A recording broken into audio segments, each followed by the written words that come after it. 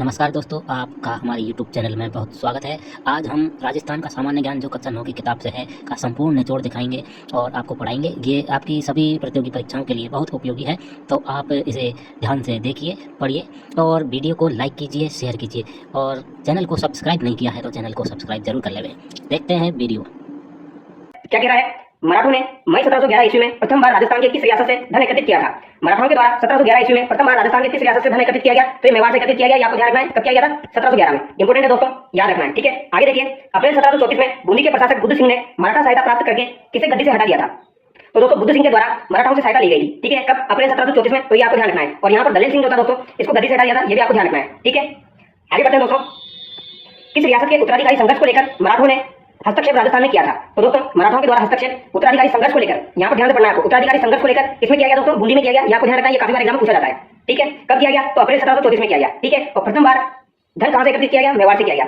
आगे देखते हैं दोस्तों, राजस्थान में मराठों के शुरुआती दौर में किसने चौथ जो है दोस्तों, ये एक प्रकार का कर है, ये आपको ध्यान रखना है। चौथ क्या है? एक प्रकार का कर है, ये आपको ध्यान रखना है। ठीक है, चौथ और सरदेश मुखी कर वसूला था। तो दोस्तों ये पेशवा बाजीराव ने वसूला था, ये आपको ध्यान रखना है। चौथ और सरदेश मुखी जो कर थे, ये पेशवा बाजीराव के द्वारा सर्वप्रथम वसूले गए थे। आगे देखिए, मराठों ने मारवाड़ में प्रवेश कर सोजत, रायपुर, जेतारण परगना में चौथ वसूलना कब प्रारंभ किया? तो दोस्तों रायपुर, जेतारण, परगना जो थे, इनमें चौथ वसूलना मारवाड़ के अंदर इन्होंने 1742 में प्रारंभ किया था। ये आपको ध्यान रखना है। किसकी बात की जा रही है? मारवाड़ की बात की जा रही है। ठीक है, 1742 में इन्होंने मारवाड़ से कर वसूलना प्रारंभ किया। आगे देखिए, मराठों को राजस्थान से बाहर निकालने के लिए हुडा सम्मेलन का आयोजन कब किया, जो असफल रहा? तो दोस्तों हुडा सम्मेलन का आयोजन कब किया गया था? तो ये 17 जुलाई 1734 को किया गया था। ये आपको ध्यान रखना है। ठीक है, इंपोर्टेंट एग्जाम में पूछा जाता है। आगे देखिए, जयपुर मराठों की सेनाओं के बीच तुंगा का युद्ध कब हुआ? तो दोस्तों तुंगा का युद्ध जो है ये आपका जुलाई 1787 को हुआ था। ये आपको ध्यान रखना है। कब हुआ था? ये जुलाई 1787 को हुआ था। ठीक है, किसके मध्य? जयपुर और मराठाओं के मध्य हुआ था। इंपोर्टेंट है, ध्यान रखना है, तुंगा का युद्ध। आगे देखिए दोस्तों, चार्ल्स मेडकोफ के साथ राजस्थान की किस रियासत ने सर्वप्रथम 1818 की संधि की? तो दोस्तों चार्ल्स मेडकोफ जो थे, इन्होंने 1818 की संधि की थी। आपको ध्यान रखना है। सर्वप्रथम संधि किसने की थी? तो दोस्तों हरबख्श पाल के द्वारा की गई थी। किसके द्वारा की गई? हरबख्श पाल के द्वारा की गई थी, जो कि करौली का शासक था। तो सबसे पहले संधि किसने की दोस्तों? यहाँ पर करौली ने की। ठीक है, इसको हम कैसे याद रखते हैं दोस्तों? कोटक से याद रखते हैं। कोटक।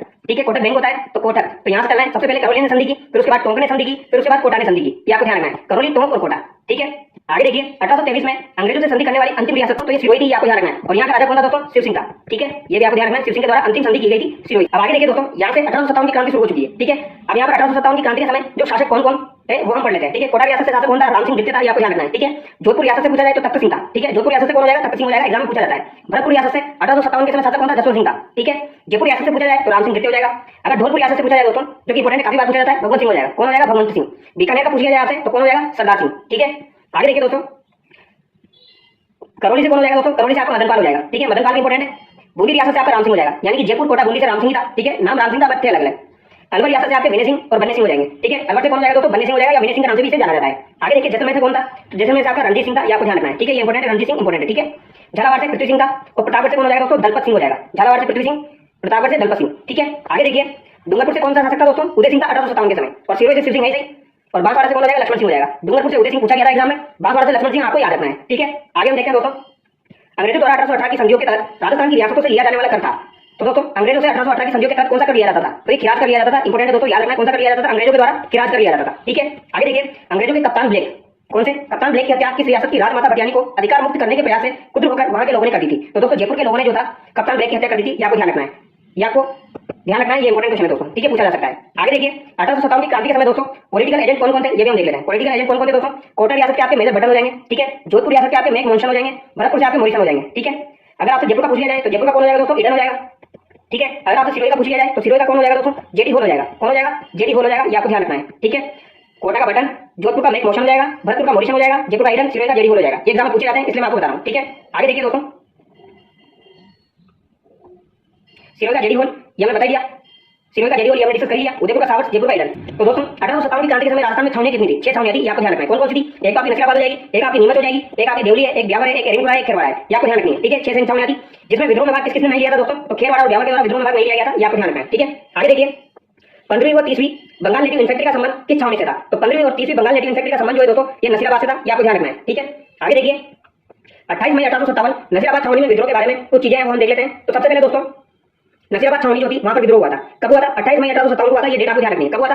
28 मई 1857 को। ठीक है, ये आप लोगों को बहुत अच्छे से याद होगी। अब यहाँ पर क्या क्या हुआ था दोस्तों? अंग्रेज अधिकारी स्कॉटिशवुड और न्यूबरी की हत्या कर दी गई थी। ठीक है, लेफ्टिनेंट लोग और कैप्टन हार्डी घायल हो गए थे। तो यहाँ पर स्कॉटिशवुड और न्यूबरी आपको ध्यान रखना है, ये एग्जाम में पूछ लिया जाता है। अंग्रेज अधिकारियों ने नसीराबाद से ब्यावर में शरण ली थी। ठीक है, अगर आपसे पूछा जाए नीमच में 1857 की क्रांति कब हुई थी? तो ये 3 जून 1857 को हुई थी। आपको ध्यान रखना है। ठीक है, कब हुई थी? 3 जून 1857 को हुई थी। आगे देखिए, एरिनपुरा छावनी में क्रांति की शुरुआत कब हुई? एरिनपुरा छावनी के अंदर 21 अगस्त 1857 को हुई थी। ये भी इंपॉर्टेंट है, ये ध्यान रखना है, ठीक है। और नीमच में 3 जून 1857 यानी कि 28 मई को तो आपकी नसीराबाद में हुई। फिर उसके कुछ दिन बाद 3 जून को 1857 को नीमच में हो गई। फिर 21 अगस्त 1857 को एरिनपुरा में हो गई और लगभग 15 अक्टूबर के आसपास कहां पर हुई थी दोस्तों? कोटा में हुई थी। ये आपको ध्यान रखना है, ठीक है। आगे देखते हैं दोस्तों, बिथोड़ा का युद्ध हुआ था। ये आपको ध्यान रखना है, बिथोड़ा का युद्ध कब हुआ था? तो ये 8 सितंबर 1857 को हुआ था। कब हुआ था? 8 सितंबर 1857 को हुआ था। बिथोड़ा का मैदान पाली जिले में स्थित है, ठीक है। कहां पे स्थित है? पाली जिले में। जोधपुर के महाराजा तख्त सिंह ने कुशलराज सिंह भी वो अनार सिंह के नेतृत्व में सेना भेजी थी दोस्तों, ठीक है। कुशलराज सिंह भी और अनार सिंह के नेतृत्व में सेना भेजी थी। और इधर से कौन सा लड़ने वाला दोस्तों? इधर से था कुशाल सिंह चंपावत। कौन था इधर से? कुशाल सिंह चंपावत, ठीक है। तो कुशाल सिंह चंपावत ने इन्हें पराजित कर दिया था। इस युद्ध में अनार सिंह मारा गया तथा सिंह भी कुशलराज जान बचाकर भाग गया। तो यहाँ पर अनार सिंह की मृत्यु हो गई थी दोस्तों, ठीक है। यानी कि आपको कुशलराज सिंह भी और अनार सिंह ध्यान रखना है। और अनार सिंह की यहाँ पर मृत्यु हो गई और कुशलराज सिंह भी जो है ये भाग गया, ठीक है। कब हुआ था? 8 सितंबर 1857 को हुआ था। आगे देखिए दोस्तों, 8 सितंबर 1857 के जस्ट 10 दिन बाद यानी 18 सितंबर 1857 को कौन सा युद्ध हुआ? तो यहाँ पर दोस्तों चेलावास का युद्ध हुआ था। आपको ध्यान रखना है, कौन सा युद्ध हुआ? चेलावास का युद्ध, जिसे काले या गोरों का युद्ध भी कहा जाता है, ठीक है। चेलावास के युद्ध को काले या गोरों का युद्ध भी कहा जाता है। अब जो चेलावास का युद्ध हुआ था दोस्तों 18 सितंबर 1857 को किसके मध्य हुआ था? तो एक तो आपका जॉर्ज पैट्रिक लॉरेंस हो जाएगा दोस्तों, ठीक है। और यहाँ पर कौन आया था दोस्तों? मेक मोशन आया था। जोधपुर से कौन था? मेक मोशन था। आपको ध्यान रखना है। और यहाँ पर मेक मोशन मारा गया, ठीक है। आगे देखिए, फिर 18 सितंबर 1857 को चेलावास का युद्ध हुआ था। उसके क्या क्या परिणाम निकले? उसके परिणाम स्वरूप ही होम्स के नेतृत्व में 20 जनवरी 1858 को आवा पर आक्रमण किया गया। कुशाल सिंह आवा के किले को छोड़कर सलूंगर चला गया और वहां पर रावत केसरी सिंह के यहाँ पर शरण ले ली। यानी कि कुशाल सिंह चंपावत जो है वो सलूंगर चला गया और रावत केसरी सिंह के यहाँ पर इन्होंने शरण ले ली। आपको ध्यान रखना है, ठीक है। 20 जनवरी 1858 को यानी कि इन्होंने दोबारा से आक्रमण किया होम्स ने और यहाँ पर आवा को इन्होंने जीत लिया था, ठीक है। कुशाल सिंह की जांच के लिए टेलर आयोग का गठन भी किया गया। टेलर आयोग का गठन किया गया, ये इंपॉर्टेंट है। ये किसके लिए किया गया था? तो दोस्तों ये कुशाल सिंह की जांच के लिए किया गया था। ये आपको ध्यान रखना है। और कुशाल सिंह ने अपना आत्मसमर्पण कब किया था दोस्तों? तो इन्होंने अपना आत्मसमर्पण जो है वो 1860 के अंदर कहां पर किया था दोस्तों? नीमच के अंदर किया था। ये भी आपको ध्यान रखना है। कुशाल सिंह चंपावत के द्वारा आत्मसमर्पण 1860 में नीमच में किया गया था। आगे देखिए, 1857 की क्रांति के समय रावत केसरी सिंह किस ठिकाने के जागीरदार थे? तो केसरी सिंह दोस्तों सलूंगर के हो जाएंगे। आपको ध्यान रखना है, ठीक है। जयदयाल, रतनलाल तथा मेराब खान के नेतृत्व में कोटा में क्रांति हुई। तो दोस्तों जयदयाल, रतनलाल और मेराब खान के नेतृत्व में कोटा में क्रांति कब हुई थी? तो कोटा में क्रांति दोस्तों 15 अक्टूबर 1857 को हुई थी। ये आपको ध्यान रखना है, ठीक है। आगे देखिए, 15 अक्टूबर 1857 को कोटा में क्रांतिकारियों के क्या परिणाम थे? तो कोटा के महाराव राम सिंह को एक संधि पत्र पर हस्ताक्षर करने के लिए विवश किया गया, जिसमें 9 शर्तें थी दोस्तों।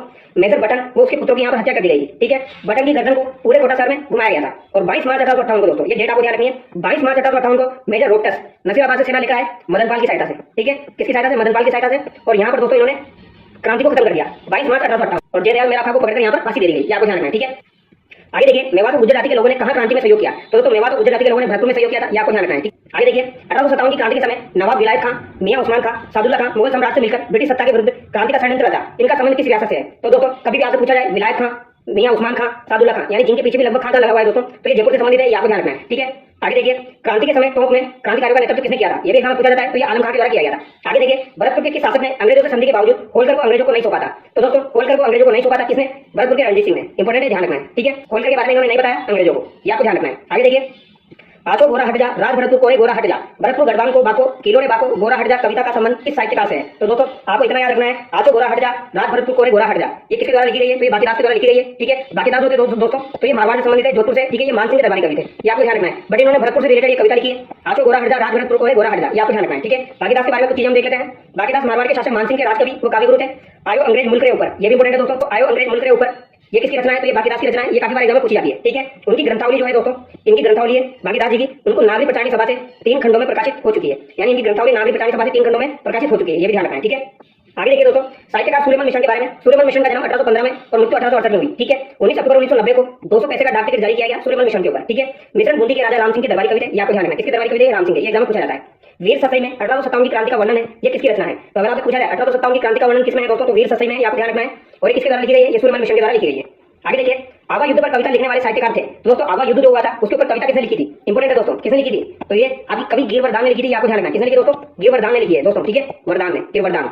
आगे देखिए, सीकर जिले के डूंगर जी और जवाहर जी चाचा भतीजा थे। तो ये आपको सीक्वेंस याद रखना है। डूंगर जी और जवाहर जी कौन थे? चाचा और भतीजा थे, ठीक है। उनमें डूंगर जी के बारे में कुछ देख लेते हैं। डूंगर जी जो थे दोस्तों, ये शेखावटी ब्रिगेड के रिसालदार थे, आपको ध्यान रखना है। डूंगर जी को उसके साले देव सिंह ने धोखे से पकड़वा लिया, ठीक है। डूंगर जी को आगरा दुर्ग में बंद किया गया, यानी डूंगर जी को आगरा दुर्ग में बंद किया गया था। फिर लोहट जी के द्वारा इन्हें छुड़ाया गया था, ये आपको ध्यान रखना है। लोहट जी जाट जो थे उनके द्वारा छुड़ाया गया था। डूंगर जी का निधन जोधपुर दुर्ग में हुआ। तो ये पूछा जा सकता है डूंगर जी का निधन कहां पर हुआ था दोस्तों? तो जोधपुर दुर्ग में हुआ था, ठीक है। आगे देखिए, गढ़ सीसर बीकानेर के पास जब डूंगर जी और जवाहर जी को अंग्रेजों द्वारा जोधपुर सेना की सहायता से घेरा गया तो जवाहर जी भागकर कहां चले गए थे? तो दोस्तों जवाहर जी भागकर खेरकटा चले गए थे, ये आपको ध्यान रखना है। कहां चले गए थे? खेरकटा चले गए थे, जब जोधपुर की सेना ने घेर लिया था। आगे देखिए, 1804 जाट परिवार में जन्मे लोहट जी निठारवाल का संबंध किस जिले से था? तो दोस्तों इनका संबंध सीकर से है, ये आपको ध्यान रखना है, ठीक है। लोहट जी का संबंध किससे? सीकर से। आगे हम देखेंगे दोस्तों 43 बालू नाई साकुलवार कर्णा भील के साथ मिलकर लोटू जी निठारवाल ने आगरा दुर्ग में किसको छुड़वाया था? तो दोस्तों लोहट जी जाट के द्वारा और कर्णा भील साकुलवार और बालू नाई की सहायता से इन्होंने डूंगर जी को छुड़वाया था आगरा की जेल से, आपको ध्यान रखना है, ये पूछा जाता है, ठीक है। 1857 की क्रांति के प्रथम शहीद राजस्थान के मंगल पांडे अमरचंद भाटिया का संबंध किस जिले से है? तो दोस्तों राजस्थान के प्रथम शहीद 1857 की क्रांति के कौन थे? तो अमरचंद भाटिया थे। ये आपको ध्यान रखना है। इन्हें राजस्थान के मंगल पांडे के नाम से जाना जाता है। ठीक है, इनका संबंध बीकानेर से, ये आपको ध्यान रखना है। ठीक है, कहां से इनका संबंध, अमरचंद भाटिया का संबंध कहां से? बीकानेर से, ये पूछा जा सकता है। आगे देखिए, अमरचंद भाटिया का जन्म 1793 को हुआ, जबकि उन्हें 1858 को फांसी कहां दी गई? तो दोस्तों इनको फांसी ग्वालियर में दी गई थी, आपको ध्यान रखना है। कहां पर दी गई? ग्वालियर में दी गई। 1858 में इनको फांसी दी गई। ठीक है, और 1793 में इनका जन्म हुआ था, ये इंपॉर्टेंट है। और इनका संबंध कहां से? बीकानेर से, बट इनको फांसी कहां पे दी गई? ग्वालियर में दी गई। आगे देखिए, विजय सिंह पथिक का जन्म 1882 को उत्तर प्रदेश के किस गांव में हुआ? तो दोस्तों विजय सिंह पथिक जो थे, इनका जन्म जो है ये कहां पर हुआ था? तो इनका जन्म गुठावली में हुआ, उत्तर प्रदेश में, ये आपको ध्यान रखना है। ठीक है, आगे देखिए, वीर भारत समाज और राजस्थान सेवा संघ की स्थापना किसने की? तो दोस्तों वीर भारत समाज और राजस्थान सेवा संघ की स्थापना विजय सिंह पथिक के द्वारा की गई थी, ये आपको ध्यान रखना है। ठीक है, राजस्थान सेवा संघ की स्थापना 1919 में की गई। ठीक है, और कहां पर की गई थी? वर्धा में की गई थी, ये भी आपको ध्यान रखना है। और वर्धा से दोस्तों राजस्थान केसरी नामक समाचार पत्र जो था वो निकाला जाता था, ये भी आपको ध्यान रखना है। इसके द्वारा विजय सिंह पथिक के द्वारा। बिजोला किसान आंदोलन के किस चरण का नेतृत्व विजय सिंह पथिक के द्वारा किया गया? तो बिजोला किसान आंदोलन दोस्तों 3 चरणों में चला था। ठीक है, तो विजय सिंह पथिक दूसरे चरण में जुड़े थे, यानी द्वितीय चरण का आंसर हो जाएगा। ठीक है, आगे देखिए, विजय सिंह पथिक द्वारा राजस्थान केसरी का प्रकाशन सर्वप्रथम कहां से किया गया? तो देखिए ये आ गया, वर्धा से किया गया था। ठीक है, और नवीन राजस्थान जो है दोस्तों, इसका प्रकाशन कहां से किया गया था? तो इसका प्रकाशन तो अजमेर से किया गया था, ये आपको ध्यान रखना है। ठीक है, आगे देखिए, राजस्थान केसरी नवीन राजस्थान तरुण राजस्थान का संबंध किस क्रांतिकारी से था? तो इनका संबंध विजय सिंह पथिक यानी भूप सिंह से हो जाएगा। ठीक है, भूप सिंह के नाम से भी जाना जाता है। आगे देखिए, राजस्थान और जयपुर में क्रांतिकारी गतिविधियां फैलाने का श्रेय किसे जाता है? तो दोस्तों जयपुर के अंदर क्रांतिकारी गतिविधियां फैलाने का श्रेय किसे जाता है? तो ये अर्जुनलाल शेट्टी को जाता है, ये आपको ध्यान रखना है। किसको जाता है दोस्तों? अर्जुनलाल शेट्टी को जाता है। अर्जुनलाल शेट्टी ने जयपुर में जैन शिक्षा प्रचारक समिति की स्थापना कब की? इंपॉर्टेंट क्वेश्चन है दोस्तों, जैन शिक्षा प्रचारक समिति की स्थापना 1905 में की गई थी, ये आपको ध्यान रखना है। आगे देखते हैं दोस्तों, जयपुर में जैन वर्धमान विद्यालय छात्रावास पुस्तकालय क्रांतिकारियों को प्रशिक्षण देने के लिए किसने खोला? जिससे जोरावर सिंह, प्रताप सिंह बारट, मानिक चंद्र, मोती चंद व विष्णु दत्त जुड़े थे। तो दोस्तों ये अर्जुनलाल शेट्टी ने खोला था, ये आपको ध्यान रखना है। यानी वर्धमान पाठशाला जो थी ये किसने खोली थी दोस्तों? वर्धमान पाठशाला जो है ये आपकी अर्जुनलाल शेट्टी के द्वारा खोली गई थी, आपको ध्यान रखना है। और ये कब खोली गई थी? 1907 में खोली गई थी। ठीक है, और जैन शिक्षा प्रचारक समिति आपकी 1905 की हो जाएगी।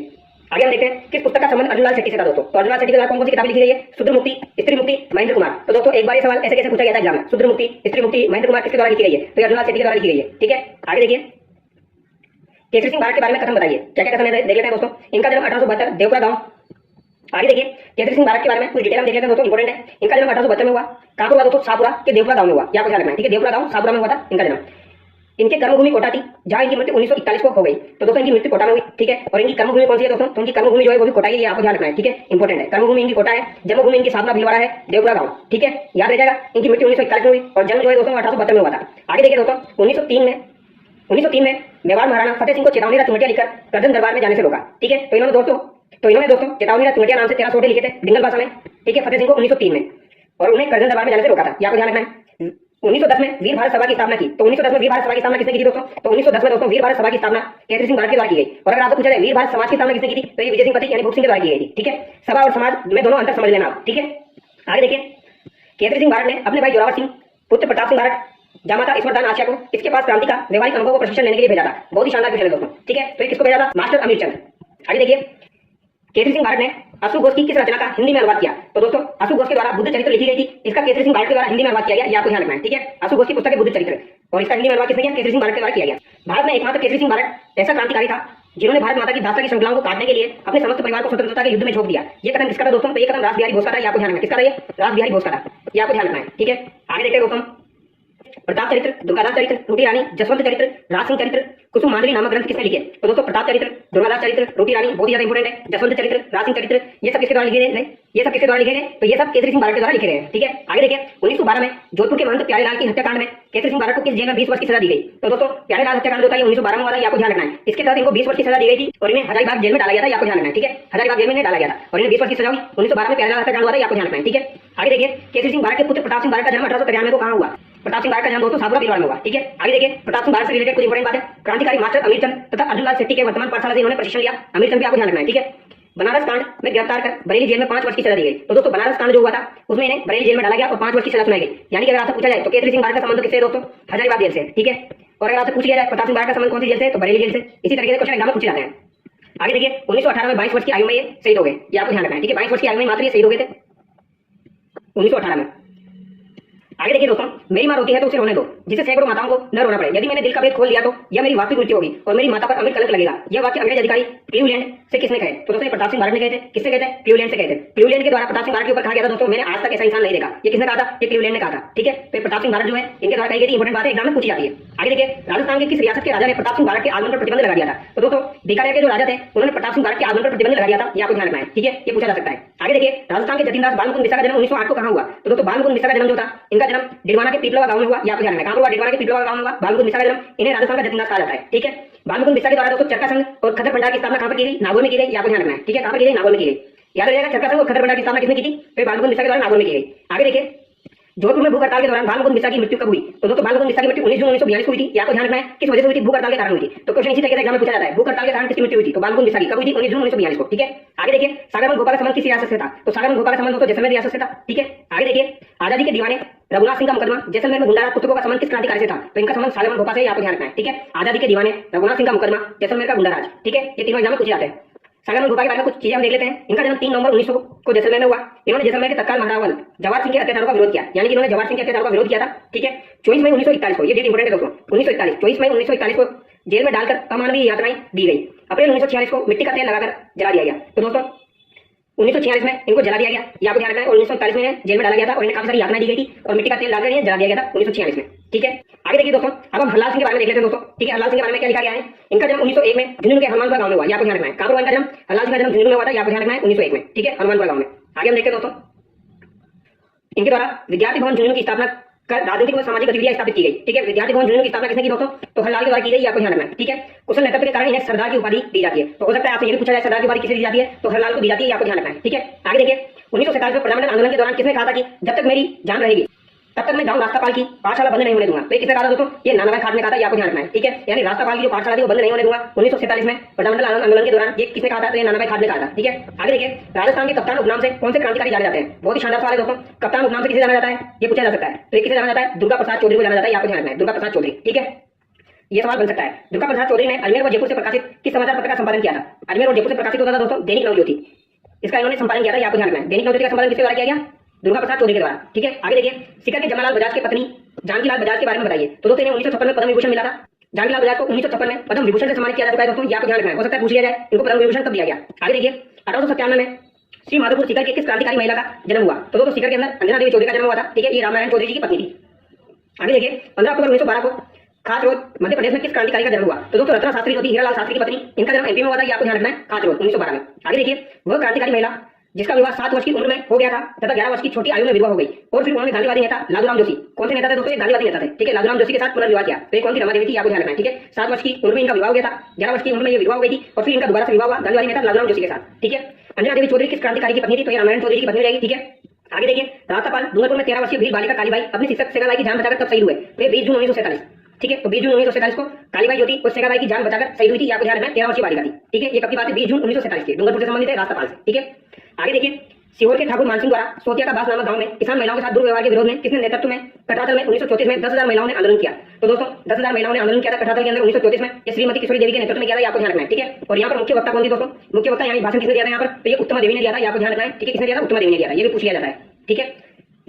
ठाकुर मानसिंह द्वारा यहाँ पर बास नामक गांव में महिलाओं के साथ दुर्व्यवहार किया गया था, इसके विरोध में कटरातल में सम्मेलन हुआ था, ठीक है। आगे देखिए, किशोरी देवी किसकी पत्नी थी? तो दोस्तों किशोरी देवी जो थी जिन्होंने आंदोलन किया था, ये सरदार हरलाल सिंह की पत्नी थी, ठीक है। जिन्हें सरदार की उपाधि दी जाती है, सरदार हरलाल सिंह की पत्नी थी, आपको ध्यान रखना है, ठीक है। ये भी पूछा जा सकता है। बिजोलिया किसान आंदोलन भारत का सबसे बड़ा अहिंसात्मक और सबसे लंबा चलने वाला आंदोलन था। यह वर्तमान में किस जिले में है? तो दोस्तों बिजोलिया वर्तमान में भीलवाड़ा जिले में है, ये आपको ध्यान रखना है, ठीक है। बिजोलिया किसान आंदोलन आपका 1897 से लेकर दोस्तों 1941 तक चला था, ठीक है। इसके बारे में अभी डिस्कस करेंगे। आगे देखिए, क्वेश्चन नंबर 84, बिजोलिया किसान आंदोलन में सबसे ज्यादा किस जाति ने भाग लिया?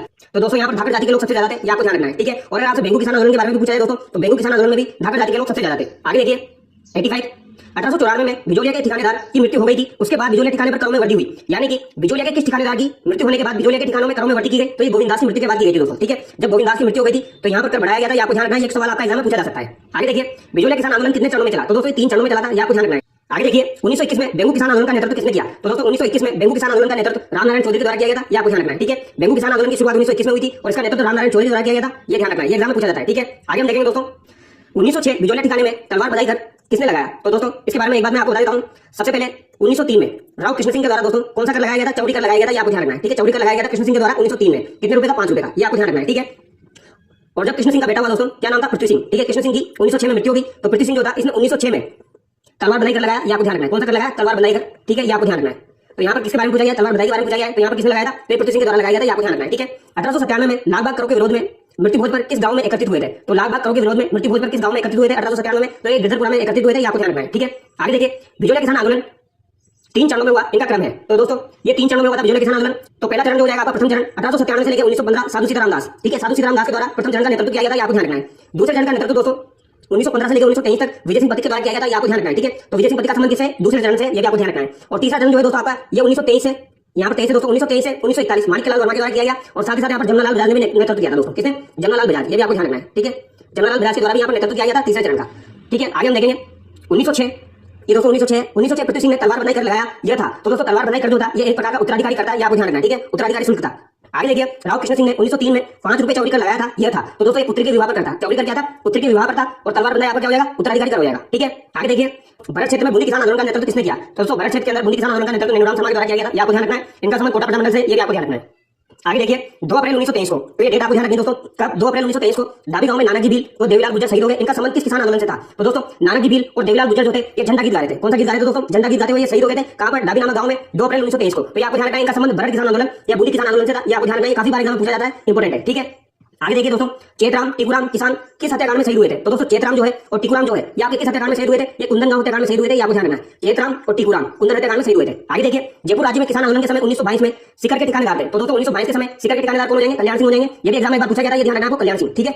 आगे देखिए दोस्तों बहुत इंपोर्टेंट सवाल है, क्वेश्चन नंबर 97, ठीक है, आपको ध्यान रखना है दोस्तों। 1947 में शेखावटी किसान आंदोलन की समाप्ति किसके प्रयासों से हुई? तो दोस्तों शेखावटी किसान आंदोलन की समाप्ति 1947 में हुई थी। कब हुई थी? 1947 में हुई थी। किसके प्रयासों से हुई थी दोस्तों? तो ये हीरा लाल शास्त्री के प्रयासों से हुई थी, आपको ध्यान रखना है दोस्तों। ये अभी आपके आरबीसी के एग्जाम में पूछा गया था, तो ये आपको ध्यान रखना है, ठीक है। आगे देखिए 1914 में ठिकानेदार पृथ्वी सिंह की मृत्यु के बाद ठिकानेदार कौन बना? जो अल्पवयस्क था, जिस कारण जागीरी प्रशासन कोर्ट ऑफ वर्ड्स महाराणा के नियंत्रण में चला गया। तो दोस्तों सबसे पहले आपका 1903 में तो कृष्ण सिंह था, फिर 1906 में आपका कौन बना? पृथ्वी सिंह बना। इसके बाद दोस्तों 1914 में कौन हो जाएगा? आपका केसरी सिंह हो जाएगा, ये आपको ध्यान रखना है, ठीक है। 1914 में कौन बना? जो कि अल्पवयस्क था, वो आपका केसरी सिंह हो जाएगा, ये आपको ध्यान रखना है, ठीक है। तो 1903 में कृष्ण सिंह, 1906 में पृथ्वी सिंह, 1914 में आपका कौन हो जाएगा? केसरी सिंह हो जाएगा, ठीक है। और केसरी सिंह उम्र में छोटा था, तो दोस्तों जो प्रशासन का कार्य था वो किसके पास चला गया? कोर्ट ऑफ वर्ड्स महाराणा के नियंत्रण में चला गया। आगे देखिए बिजोलिया ठिकाने में उपरमाल क्षेत्र के लोग किसे महात्मा कहकर पुकारते थे? तो दोस्तों बिजोलिया ठिकाने के अंदर बिजोलिया के जो किसान थे वो विजय सिंह पथिक को महात्मा जी कहकर पुकारते थे, ये आपको ध्यान रखना है, ये एग्जाम में पूछा जाता है, ठीक है। आगे देखिए दोस्तों हरियाली अमावस्या के दिन उपरमाल पंचबोर्ड की स्थापना कब हुई? उपरमाल पंचबोर्ड की स्थापना विजय सिंह पथिक के द्वारा की गई थी दोस्तों। ये कब की गई? 1917 में की गई, बेरीसाल नामक गांव में की गई थी, ये आपको ध्यान रखना है, ठीक है। कहां पर की गई थी दोस्तों? बेरीसाल नामक गांव में की गई थी, ये भी आपको ध्यान रखना है। इसके द्वारा विजय सिंह पथिक के द्वारा की गई थी। और यहाँ पर अध्यक्ष किसे बनाया गया था दोस्तों? यहाँ पर अध्यक्ष मन्ना पटेल को बनाया गया था, ये भी आपको ध्यान रखना है। किसको बनाया गया था? मन्ना पटेल को, ये भी एग्जाम में पूछ लिया जाता है। आगे देखिए 1921 में मेनाल के भेड़कुंड से किस किसान आंदोलन की शुरुआत हुई? तो दोस्तों मेनाल का जो भेड़कुंड है वहां से किस किसान आंदोलन की शुरुआत हुई थी? तो बेंगू किसान आंदोलन की शुरुआत हुई थी, ये आपको ध्यान रखना है, ठीक है। 1921 में बेंगू किसान आंदोलन की शुरुआत हुई थी मेनाल के भेड़कुंड से। आगे देखिए बिजोलिया किसान आंदोलन के दौरान विद्या प्रचारिणी सभा का गठन किसने किया? तो दोस्तों विद्या प्रचारिणी सभा का गठन विजय सिंह पथिक के द्वारा किया गया था, ठीक है। विद्या प्रचारिणी सभा विजय सिंह पथिक। आगे देखिए बिजोलिया किसान आंदोलन को राष्ट्रीय स्तर की पहचान दिलाने में गणेश शंकर विद्यार्थी के किस समाचार पत्र का योगदान रहा? तो दोस्तों गणेश शंकर विद्यार्थी का संबंध कहां से है? इनका संबंध जो है ये कानपुर से, ये आपको ध्यान रखना है, ठीक है। इनका संबंध कहां से? कानपुर से। कानपुर से ये एक समाचार पत्र प्रकाशित किया करते थे बिजोलिया किसान आंदोलन के दौरान, ये आपको ध्यान रखना है, कौन सा था? प्रताप, ठीक है। तो प्रताप नामक समाचार पत्र में इन्होंने बिजोलिया किसान आंदोलन को राष्ट्रीय स्तर पर पहचान दिलाने की कोशिश की, ये आपको ध्यान रखना है, ठीक है। आगे देखिए निमुचना हत्याकांड कब हुआ? तो निमुचना हत्याकांड आपका कब हुआ था दोस्तों? तो ये 14 मई 1925 को हुआ था, ये आपको ध्यान रखना है, ठीक है। महात्मा गांधी के द्वारा इसे डोली डायरा से कहा गया था, ये भी आपको ध्यान रखना है, ठीक है। और निमुचना हत्याकांड कब हुआ था दोस्तों? तो ये अलवर रियासत में हुआ था। कहां पर हुआ था? अलवर रियासत में हुआ था। और उस समय वहां का शासक कौन था दोस्तों? जयसिंह था, ये भी आपको ध्यान रखना है, कौन था? जयसिंह, ठीक है। आगे देखिए दोस्तों 1921-25 में अलवर किसान आंदोलन का कारण था। तो दोस्तों अलवर किसान आंदोलन का कारण 1921-25 में क्या था? एक कारण तो ये था दोस्तों जंगली सूरों का प्रभाव था, ये आपको ध्यान रखना है दोस्तों। और दोस्तों दूसरा कारण था महाराजा जयसिंह ने करों में वर्दी कर दी थी, लगान में वर्दी कर दी थी, ये आपको ध्यान रखना है, ठीक है। आगे देखते हैं दोस्तों तो जयसिंह के द्वारा लगान दर बढ़ाया गया था, जिसे इजारा पद्धति कहते हैं, ठीक है। आगे देखिए बिजोलिया किसान आंदोलन के दौरान किस प्रमुख नेता ने अपने निजी सचिव महादेव भाई को उपरमाल में किसानों की स्थिति की जांच के लिए बिजोलिया भेजा था? तो दोस्तों महादेव भाई को किसने भेजा था बिजोलिया किसान आंदोलन में जांच के लिए? तो ये महात्मा गांधी ने भेजा था, ये आपको ध्यान रखना है। ये सवाल आपका नेक्स्ट एग्जाम में बन सकता है दोस्तों, इंपोर्टेंट क्वेश्चन है, ये आपको ध्यान रखना है। किसको भेजा था दोस्तों? महादेव भाई को भेजा था, महात्मा गांधी के द्वारा। म से महात्मा, म से महादेव को भेजा था, ठीक है, जांच के लिए। आगे देखिए 11 फरवरी 1922 को बिजोलिया किसानों व ठिकानेदारों के बीच समझौता हुआ। उस समय राजस्थान के एडीजी कौन थे? तो दोस्तों 1922 के समय राजस्थान के जो एडीजी थे वो होलैंड थे, ये आपको ध्यान रखना है, ठीक है। कौन थे? होलैंड थे। 1922 में बिजोलिया किसानों और ठिकानेदार के बीच में समझौता हुआ था दोस्तों, और यहाँ पर 35 कर इनके माफ किए गए थे, ये भी आपको ध्यान रखना है, ठीक है। उस समय कौन थे? एडीजी होलैंड, आपको ध्यान रखना है। अगर आपसे पूछा जाए दोस्तों राजस्थान के प्रथम एडीजी कौन थे? तो प्रथम एडीजी कौन हो जाएंगे दोस्तों? लोकेट हो जाएंगे, ठीक है। गले में हम लोकेट पहनते हैं ना, तो लोकेट हो जाएंगे, आपको ध्यान रखना है, ठीक है। और 1857 की क्रांति के समय दोस्तों एडीजी कौन थे? जॉर्ज पैट्रिक लॉरेंस थे। आगे देखिए 1922 में समझौते के तहत बिजोलिया ठिकाने के कितने कर समाप्त कर दिए थे? तो दोस्तों यहाँ पर 35 कर समाप्त कर दिए थे, आपको ध्यान रखना है, ठीक है। 1941 में बिजोलिया किसान आंदोलन समाप्त हो गया, इसके बारे में कुछ चर्चा कर लेते हैं। इस समय बिजोलिया किसान आंदोलन का नेतृत्व माणिक्यलाल वर्मा कर रहे थे। 1941 के समय इसका नेतृत्व माणिक्यलाल वर्मा कर रहे थे, ठीक है। इस समय मेवाड़ के दीवान विजय राघवाचार्य वो राजस्व मंत्री डॉक्टर मोहन सिंह मेहता थे, ठीक है, आपको ध्यान रखना है। यहाँ के दीवान कौन थे दोस्तों? राघवाचार्य थे, आपको ध्यान रखना है। कौन थे दोस्तों? राघवाचार्य, ये इंपोर्टेंट है दोस्तों, ये काफी बार एग्जाम में पूछा जाता है। उदयपुर या मेवाड़ के कौन हो जाएंगे? दीवान राघवाचार्य हो जाएंगे। और राजस्व मंत्री कौन थे? मोहन सिंह मेहता थे, ये भी आपको ध्यान रखना है, ठीक है। ये भी एग्जाम में पूछा जा सकता है। अगर आपसे पूछा जाए दोस्तों बीकानेर के कौन थे? तो बीकानेर की पन्नी थी दोस्तों। कौन थे? बीकानेर की पन्नी यानी पन्नेकर, ठीक है, आपको ध्यान रखना, पन्नेकर थे बीकानेर के। और अगर आपसे पूछा जाए दोस्तों वीटी कृष्णाचारी कहाँ के थे? तो वीटी कृष्णाचारी जो थे ये कहाँ के थे? ये आप मुझे कमेंट करके बताएंगे, ठीक है। आगे देखिए 44 वर्ष तक चलने वाला यह आंदोलन समाप्त हो गया, कब? 1941 में। गोविंद निवास राव के नारायण जी पटेल का संबंध किस आंदोलन से था? तो दोस्तों नारायण जी पटेल, यहाँ से पूछा जाए ठाकरे जी पटेल, इनका संबंध किससे था? ठाकरे जी पटेल, ठीक है। या फिर आपसे पूछा जाए दोस्तों तुलसा भील, तुलसा भील का संबंध किससे था? ठाकरे जी पटेल का संबंध किससे था? नारायण पटेल का संबंध किससे था? तो बिजोरिया किसान आंदोलन से था। ये आपको ध्यान रखना है, ठीक है। बेंगू किसान आंदोलन के तहत 1923 में शहीद हुए किसान थे। तो दोस्तों बेंगू किसान आंदोलन में कौन शहीद हुए थे? तो रूपाजी और कृपाजी शहीद हुए थे 1923 के समय में। ये आपको ध्यान रखना है, ठीक है। रूपाजी हो जाएंगे और कृपाजी हो जाएंगे। और दोस्तों मैंने अभी आपको बताया था नानाजी भील और देवीलाल गुर्जर किससे संबंधित है? वो आपके बूंदी किसान आंदोलन से संबंधित है। ये आपको ध्यान रखना है, भारत किसान आंदोलन से। और ये आपके किससे हो जाएंगे? ये आपके बेंगू किसान आंदोलन से हो जाएंगे, कोई कंफ्यूजन नहीं होना चाहिए, ठीक है। बेंगू किसान आंदोलन के दौरान हुए समझौते को बोल्शेविक समझौते की संज्ञा दी गई। ये किनके बीच हुआ? तो दोस्तों बेंगू किसान आंदोलन के तहत एक समझौता हुआ था जिसे बोल्शेविक समझौता कहा गया। ये आपको ध्यान रखना है, क्या कहा गया? बोल्शेविक समझौता कहा गया। बेंगू किसान आंदोलन के दौरान हुआ था, ठीक है। ये किसके मध्य हुआ था? तो ये ठाकुर अनूप सिंह और राजस्थान सेवा संघ के मध्य हुआ था। ये आपको ध्यान रखना है, ठाकुर अनूप सिंह के मध्य और राजस्थान सेवा संघ के मध्य हुआ था। ये इंपॉर्टेंट है दोस्तों, पूछा जा सकता है, ठीक है। आगे देखिए दोस्तों, भरतपुर किसान आंदोलन के बारे में हम देख लेते हैं। 1931 में भरतपुर में नया भूमि बंदोबस्त लागू कर करों में वृद्धि की गई। तो दोस्तों 1931 में भरतपुर के अंदर भूमि बंदोबस्त लागू किया गया और वहां पर करों में वृद्धि कर दी गई, ठीक है। आंदोलन का नेतृत्व 23 नवंबर 1931 को, कब दोस्तों? 23 नवंबर 1931 को भोजी लंबरदार ने किया। ये आपको ध्यान रखना है, किसने किया? भोजी लंबरदार ने किया। इंपॉर्टेंट है दोस्तों, ये पूछा जाता है। नवंबर 1931 में भोजी लंबरदार के गिरफ्तार होने के साथ आंदोलन समाप्त हो गया। तो भोजी लंबरदार को गिरफ्तार कर लिया गया और आंदोलन समाप्त हो गया। ये आपको ध्यान रखना है, ठीक है। तो भोजी लंबरदार का संबंध भरतपुर से है और 1931 के समय दोस्तों यहाँ पर यह घटना घटी थी। आपको ध्यान रखना है, ठीक है। आगे देखिए, अलवर में मेव किसान आंदोलन का नेतृत्व किसने किया? तो अलवर के अंदर मेव किसान आंदोलन का नेतृत्व दोस्तों यासीन खान के द्वारा किया गया था। ये भी एग्जाम में पूछा जाता है, ध्यान रखना है, ठीक है। मेव किसान आंदोलन का नेतृत्व यासीन खान ने किया था। आगे देखिए, महात्मा गांधी ने किस हत्याकांड को जलियांवाला बाग हत्याकांड की दोहरी डायरशाही की संज्ञा दी? तो दोस्तों नीमू चना का हत्याकांड 14 मई 1925 को हुआ था, उसे ही महात्मा गांधी के द्वारा दोहरी डायरशाही कहा गया है। ये आपको ध्यान रखना है, ठीक है। आगे देखिए, अलवर भरतपुर क्षेत्र में किसने 1932 में अंजुमन खादिर उल इस्लाम नामक संस्था स्थापित करके मेव आंदोलन को संगठित किया? बहुत ही ज्यादा इंपॉर्टेंट है दोस्तों। एक सवाल आपसे ये पूछा जाता है, अंजुमन खादिर उल इस्लाम की स्थापना कहां पर की गई? तो दोस्तों इसकी स्थापना अलवर में की गई। ये आपको ध्यान रखना है, कब की गई? 1932 में की गई। ये भी इंपॉर्टेंट है, ठीक है। और यहाँ पर किसने संगठित किया था? तो मोहम्मद हाडी ने संगठित किया था। ये भी आपको ध्यान रखना है, किसने संगठित किया यहाँ पर? मोहम्मद हाडी। तो ये मोहम्मद हाडी भी एग्जाम में पूछा जाता है। एक तो आपको मोहम्मद हाडी ध्यान रखना है और एक आपको क्या ध्यान रखना है दोस्तों? एक आपको यासीन खान ध्यान रखना है, ठीक है। ये दोनों मेव किसान आंदोलन से संबंधित है। आगे देखिए, किस किसान आंदोलन की गूंज केंद्रीय असेंबली व ब्रिटेन का हाउस ऑफ कॉमन्स में गूंजी? सिकर किसान आंदोलन। तो दोस्तों सिकर किसान आंदोलन एकमात्र ऐसा किसान आंदोलन था जिसकी चर्चा जो है वो आपकी दोस्तों ब्रिटेन में हुई थी, हाउस ऑफ कॉमन्स में। ये आपको ध्यान रखना है, ठीक है। सिकर किसान आंदोलन की चर्चा ब्रिटेन के अंदर हाउस ऑफ कॉमन्स में हुई थी। आगे हम देखेंगे दोस्तों, धापी दादी व किशोरी देवी का संबंध किस किसान आंदोलन से था? तो दोस्तों धापी दादी जो है और किशोरी देवी जो है इनका संबंध सिकर किसान आंदोलन से हो जाएगा। आपको ध्यान रखना है। किशोरी देवी जो थी ये तो कठारता सम्मेलन से संबंधित है दोस्तों। आपको ध्यान रखना है, ठीक है। वहां पर इन्होंने कठारता सम्मेलन का नेतृत्व किया था किशोरी देवी ने और वहां पर मुख्य वक्ता कौन थी दोस्तों? उत्तमा देवी थी। धापी दादी जो है इनका संबंधित सिकर किसान आंदोलन से है। ये भी आपको ध्यान रखना है, ठीक है। आगे देखिए, सिकर में 20 से 29 जनवरी को किस वर्ष विशाल जाट प्रजापति महायज्ञ का आयोजन किया गया? तो दोस्तों सिकर के अंदर जाट प्रजापति महायज्ञ का आयोजन किस वर्ष किया गया? 1934 में किया गया। ये भी एग्जाम में पूछा जाता है, कब किया गया दोस्तों? 1934 में जाट महायज्ञ का आयोजन सिकर के अंदर। आगे देखिए, 1937 में उदरासर बीकानेर में लाल बाग के विरुद्ध आवाज उठाने वाले नेता थे। तो दोस्तों बीकानेर में लाल बाग के विरुद्ध आवाज किसने उठाई थी? तो ये जीवन चौधरी ने उठाई थी। आपको ध्यान रखना है, ठीक है। जीवन चौधरी बीकानेर के अंदर लाल बाग के विरुद्ध आवाज उठाई थी 1937 में। आगे देखिए, दूधवा खारा किसान आंदोलन के प्रमुख नेताजी ने बीकानेर महाराजा श्री गंगानगर में 100 मुरब्बे जमीन देने की पेशकश की थी, लेकिन उन्होंने स्वीकार नहीं किया। तो दोस्तों इनको 100 मुरब्बे जमीन देने की पेशकश की गई थी, फिर भी इन्होंने उसे स्वीकार नहीं किया। ये कौन थे? आपके हनुमान सिंह थे। आपको ध्यान रखना है, कौन थे दोस्तों? हनुमान सिंह। और इनका संबंध किससे है? दूधवा खारा किसान आंदोलन से, ठीक है। आपको ध्यान रखना है, हनुमान सिंह का संबंध किससे हो जाएगा दोस्तों? दूधवा खारा किसान आंदोलन से हो जाएगा। आपको ध्यान रखना है, ठीक है। आगे देखिए, जुलाई 1946 में बीकानेर प्रजा परिषद के सम्मेलन में रायसिंह नगर में किसान शहीद हो गए। तो दोस्तों बीकानेर प्रजा परिषद में 1946 के अंदर जुलाई 1946 में बीरबल सिंह शहीद हो गए थे दोस्तों। तो यहाँ पर बीरबल दिवस मनाया जाता है। कौन सा दिवस मनाया जाता है? बीरबल दिवस मनाया जाता है बीकानेर में। ये भी आपको ध्यान रखना है, जुलाई 1946 में, ठीक है। आगे देखिए, हनुमानगढ़ में नियुक्त मुंसिफ मजिस्ट्रेट जिन्होंने राजनीतिक जनजागरण में आकर सरकारी नौकरी छोड़ दी थी। तो दोस्तों हनुमानगढ़ में नियुक्त मुंसिफ मजिस्ट्रेट थे, उन्होंने राजनीतिक जनजागरण में आने की वजह से सरकारी नौकरी छोड़ दी थी। तो ये कौन थे? यहाँ पे हरदत्त सिंह चौधरी थे। कौन थे? हरदत्त सिंह चौधरी। ये आपको ध्यान रखना है, कौन हो जाएंगे दोस्तों? हरदत्त सिंह चौधरी, ठीक है। आगे देखिए, बीकानेर किसान आंदोलनों नेताओं में प्रमुख जिन्होंने किसान यूनियन की पुस्तक लिखी थी। तो दोस्तों बहुत ही ज्यादा इंपॉर्टेंट क्वेश्चन है, किसान यूनियन क्यों किसके द्वारा लिखी गई? तो ये कुंभाराम आर्य के द्वारा लिखी गई थी। किसान यूनियन क्यों कुंभाराम आर्य के द्वारा लिखी गई? ये बहुत ही ज्यादा इंपॉर्टेंट है, काफी बार एग्जाम में पूछी जाती है, ठीक है। आपको से सवाल पूछिए, किसान यूनियन क्यों किसने लिखी? कुंभाराम आर्य ने लिखी थी, ठीक है। मारवाड़ लोक परिषद की स्थापना कब हुई? तो दोस्तों मारवाड़ लोक परिषद की स्थापना मई 1938 में हुई थी। आपको ध्यान रखना है, ठीक है। कब हुई थी? मई 1938 में हुई थी। काफी बार एग्जाम में पूछा जाता है, मारवाड़ लोक परिषद की स्थापना मई 1938 में हुई, ठीक है। और इसका अधिवेशन 1942 में हुआ था दोस्तों, ठीक है। रणछोड़ दास गट्टाने के द्वारा इसका नेतृत्व किया गया था, ठीक है। आगे देखिए, डाबरा डिडवाना हत्याकांड कब हुआ? तो 13 मार्च 1947 को हुआ। डाबरा कहां पर है दोस्तों? ड से डाबरा, ड से डिडवाना, ठीक है। हत्याकांड कहां हुआ? तो 13 मार्च 1947 में हुआ। ये आपको ध्यान रखना है, ठीक है। कब हुआ? 13 मार्च 1947 को। ये डेट एग्जाम में पूछी जाती है। मोतीलाल चौधरी का संबंध किस किसान आंदोलन से था? तो मोतीलाल चौधरी का संबंध मारवाड़ किसान आंदोलन से। ये आपको ध्यान रखना है, ठीक है। आगे देखिए, कसिमो कांड का संबंध किस रियासत से था? तो दोस्तों कसिमो कांड का संबंध जो है ये आपका धौलपुर रियासत से है। ये भी काफी बार एग्जाम में पूछा जाता है, ये भी आपको ध्यान रखना है, ठीक है। आगे देखिए, राधा कृष्ण बोरा, किशन लाल शाह, CR चौपासनीवाला, मथुरा दास माथुर, द्वारकादास पुरोहित, मोतीलाल चौधरी, मीठालाल, विजय शंकर का संबंध किस किसान आंदोलन से था? तो इनका संबंध भी दोस्तों मारवाड़ किसान आंदोलन से है, जिसमें आपको चौपासनीवाला दोस्तों स्पेशली ध्यान रखना है, काफी बार पूछा जाता है, ठीक है। आगे देखिए दोस्तों, 1942 चंद्रावली डाउन। तो दोस्तों चंद्रावली की घटना जो है ये आपकी कब हुई थी? तो चंद्रावली की घटना आपकी मार्च 1942 में हुई थी। ये डेट भी आपको ध्यान रखनी है, ठीक है। तो 1942 चंद्रावली डाउन में उत्तरदायी शासन दिवस बनाने के समय मीठालाल, विजय शंकर, अन्य किसान घायल हो गए। इनका संबंध किस लोक परिषद से था? तो इनका संबंध मारवाड़ लोक परिषद से। ये हमने अभी ऊपर देख लिया, मीठालाल और विजय शंकर, ठीक है।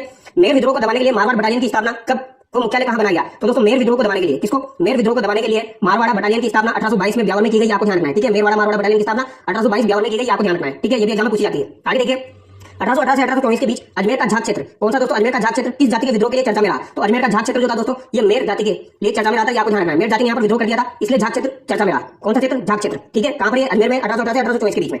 ये भी पूछा जा सकता है, ठीक है। आगे देखिए, बहुत इंपॉर्टेंट क्वेश्चन है, क्वेश्चन नंबर 133। भीलों के द्वारा अपने क्षेत्रों से गुजरने वाले माल व यात्रियों से कौन सा कर वसूलते थे? तो दोस्तों भीलों का अपना एक क्षेत्र होता था, अगर उस क्षेत्र से कोई गुजरता था तो ये उनसे कर लिया करते थे। उस कर का नाम क्या था दोस्तों? बोलाई। ठीक है, ये आपको ध्यान रखना है। कौन सा हो जाएगा दोस्तों? बोलाई।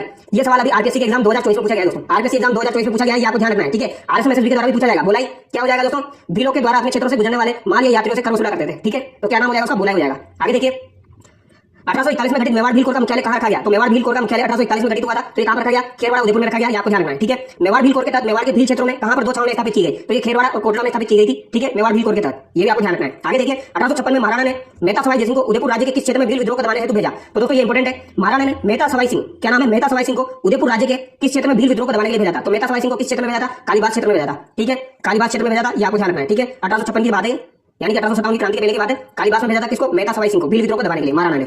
आगे देखिए, 1873-74 के दौरान चिलकारी व शेरगढ़ गांव के भील, चिलकारी और शेरगढ़ गांव के भील, ये नाम ध्यान रखना है, चिलकारी और शेरगढ़ गांव। 1873-74 की बात हो रही है दोस्तों। कब की बात हो रही है? 1873-74 के दौरान चिलकारी और शेरगढ़ गांव के भील। आगे देखिए, तो चिलकारी और शेरगढ़ गांव के भील छापामार गतिविधियों में लगातार विद्रोह कर रहे थे। यह किस राज्य के अंतर्गत आता था? तो दोस्तों ये बांसवाड़ा राज्य के अंतर्गत आता है, आपको ध्यान रखना है। ठीक है, चिलकारी और शेरगढ़ किस रियासत के अंतर्गत आता है? बांसवाड़ा के अंतर्गत आता है, आपको ध्यान रखना है। ठीक है, भीलों में जन जागृति लाने वाले गोविंदगिरी डूंगरपुर के किस गांव के निवासी थे? गोविंदगिरी जो थे दोस्तों डूंगरपुर के बेड़सा गांव के निवासी थे, आपको ध्यान रखना है। ठीक है, और गोविंदगिरी का संबंध किस परिवार से था? तो इनका संबंध बंजारा परिवार से हो जाएगा, आपको ध्यान रखना है। ठीक है, बंजारा थे ये, और इनका संबंध डूंगरपुर के बेड़सा गांव से, ये भी आपको ध्यान रखना है, बेड़सा के निवासी थे। आगे देखिए, गोविंदगिरी के बारे में कुछ इंपॉर्टेंट तथ्य देख लेते हैं दोस्तों। इन्होंने दयानंद सरस्वती की प्रेरणा से भीलों की सेवा की, कोटा बूंदी अखाड़े के साधु राजगिर के शिष्य बने। 1883 में सिरोही में संत सभा की स्थापना की। तो दोस्तों इन्होंने फरवरी 1883 में संत सभा की स्थापना की थी, ये भी आपको ध्यान रखना है। दयानंद सरस्वती से ये प्रभावित है। इसके अलावा कोटा और बूंदी अखाड़े के साधु राजगिर के शिष्य बने। किसके शिष्य बने दोस्तों? ये राजगिर के शिष्य बने। क्या पता ये भी एग्जाम में पूछ लिया जाए। ठीक है, उन्होंने भगत आंदोलन चलाया, तो भगत आंदोलन गोविंदगिरी के द्वारा ही चला गया था, ये आपको ध्यान रखना है। ठीक है, और संत सभा की स्थापना दोस्तों 1883 में हुई। इसका प्रथम अधिवेशन कब हुआ था दोस्तों? तो प्रथम अधिवेशन इसका 1903 में हुआ था, और द्वितीय अधिवेशन 1913 में हुआ था। ठीक है, जहां पर मांगड़ हत्याकांड हुआ था, तो उसके बारे में अभी पढ़ेंगे। ठीक है, आगे देखिए, गोविंदगिरी ने 1908 से 1910 तक राजपुताना छोड़कर सुंत व इडर के भीलों में कार्य किया। ये किस राज्य में? तो दोस्तों सुंत और इडर जो है यहाँ की कहां हो जाएगी? गुजरात में हो जाएगी, आपको ध्यान रखना है। ठीक है, नवंबर 1913 में मानगढ़ पहाड़ी पर जब भील एकत्रित हुए तो अंग्रेजों की तरफ से भीलों के सम्मेलन को कुचलने के लिए कौन सी कंपनियां पहुंची? तो दोस्तों कौन सी कंपनियां पहुंची थी? तो यहाँ पर आपकी मेवाड़ भील को पहुंची थी, आपको ध्यान रखना है। 104 वेलेस्ली राइफल्स पहुंची थी, 7वीं राजपूत रेजिमेंट पहुंची थी। ठीक है, एक तो आपको 104 वेलेस्ली राइफल्स हो जाएगी, 7वीं राजपूत रेजिमेंट हो जाएगी, और यहाँ पर मेवाड़ भील को हो जाएगी, ये भी पूछा जा सकता है। ठीक है, और मानगढ़ पहाड़ी पर मानगढ़ हत्याकांड कब हुआ था दोस्तों? तो ये भी हम देखेंगे, ये कब हुआ था आपका?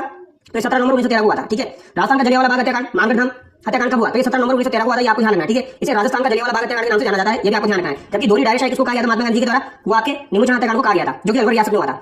अब यहाँ पर देखिए, 17 नवंबर दोस्तों 1913 मानगढ़ हत्याकांड में अंग्रेजी दस्तावेजों के अनुसार कुल कितने भील मारे गए? तो दोस्तों अंग्रेजों ने अपने दस्तावेजों में कितना दिखाया? कितने भील मारे गए? तो 100 भील मारे गए। ये अंग्रेजों के अनुसार दस्तावेजों में दिखाया गया था, ये आपको ध्यान रखना है, जो कि झूठ होगा, सच तो होगा नहीं, क्योंकि वहां पर बहुत सारे लोग मारे गए थे। ठीक है, तो अंग्रेजी दस्तावेजों में कितने दिखाए गए? 100 दिखाए गए थे। आगे देखिए, 17 नवंबर 1913 मानगढ़ धाम हत्याकांड के बाद गोविंदगिरी की स्थिति क्या थी? गोविंदगिरी को पुंजा भील को बंदी बना दिया गया, ये आपको ध्यान रखना है। ठीक है, पुंजा भील गोविंदगिरी को पहले आजीवन कारावास की सजा दी गई, फिर उसे 10 वर्ष में, फिर उसे 7 वर्ष के पश्चात रिहा कर दिया गया। ठीक है, सुंत जो कि गुजरात में दोस्तों डूंगरपुर बांसवाड़ा कुशलगढ़ वो इडर राज्य में प्रवेश निषेध कर दिया गया इनका। ठीक है, यानी सुंत में, इडर में, कुशलगढ़, बांसवाड़ा और डूंगरपुर में इनका प्रवेश निषेध कर दिया गया। सरकारी निगरानी में अहमदाबाद संभाग के अंतर्गत पंचमहल जिले के झालोद गांव में रहने लगे। ठीक है, तो दोस्तों ये सरकारी निगरानी में रहने लगे थे, कहां पर? अहमदाबाद संभाग में।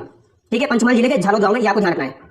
आगे देखिए, ये भी पूछा जा सकता है दोस्तों, कौन से गांव में रहने लगे थे? तो झालोद गांव में रहने लगे थे, अहमदाबाद संभाग। आगे देखिए, मोतीलाल तेजावत का जन्म उदयपुर राज्य के किस गांव के अंदर हुआ? तो दोस्तों मोतीलाल तेजावत का जन्म जो होता वो कोलियारी गांव झाड़ोल में हुआ, आपको ध्यान रखना है। कहां पर हुआ मोतीलाल तेजावत का जन्म? कोलियारी गांव झाड़ोल में हुआ था। मोतीलाल तेजावत का संबंध किस जाति से था? तो ये ओसवाल बनिया थे दोस्तों। ठीक है, ओसवाल बनिया हो जाएंगे मोतीलाल तेजावत। जबकि गोविंदगिरी क्या थे दोस्तों? वो आपके बंजारे थे। ठीक है, आगे देखिए, भीलों में जन जागृति फैलाने के लिए 1921 में एक आंदोलन की शुरुआत किसने की? तो दोस्तों एक आंदोलन की शुरुआत मोतीलाल तेजावत के द्वारा कब की गई थी? 1921 में की गई थी, आपको ध्यान रखना है। और भगत आंदोलन की शुरुआत किसने की थी? वो आपकी गोविंदगिरी ने की थी। उदयपुर के बाद मोतीलाल तेजावत के नेतृत्व में आदिवासी आंदोलन का दूसरा महत्वपूर्ण केंद्र कौन सा बना था? तो दोस्तों उदयपुर के बाद मोतीलाल तेजावत के नेतृत्व में आदिवासी आंदोलन का दूसरा महत्वपूर्ण केंद्र आपका सिरोही बना था। ये बहुत ही ज्यादा इंपॉर्टेंट क्वेश्चन है दोस्तों। ठीक है, उदयपुर के बाद कौन सा बना? आंदोलन का केंद्र सिरोही बना था। ठीक है, महात्मा गांधी, विजय सिंह पथिक और राजस्थान सेवा संघ के नेताओं की सहायता से सिरोही आदिवासी आंदोलन को समाप्त करने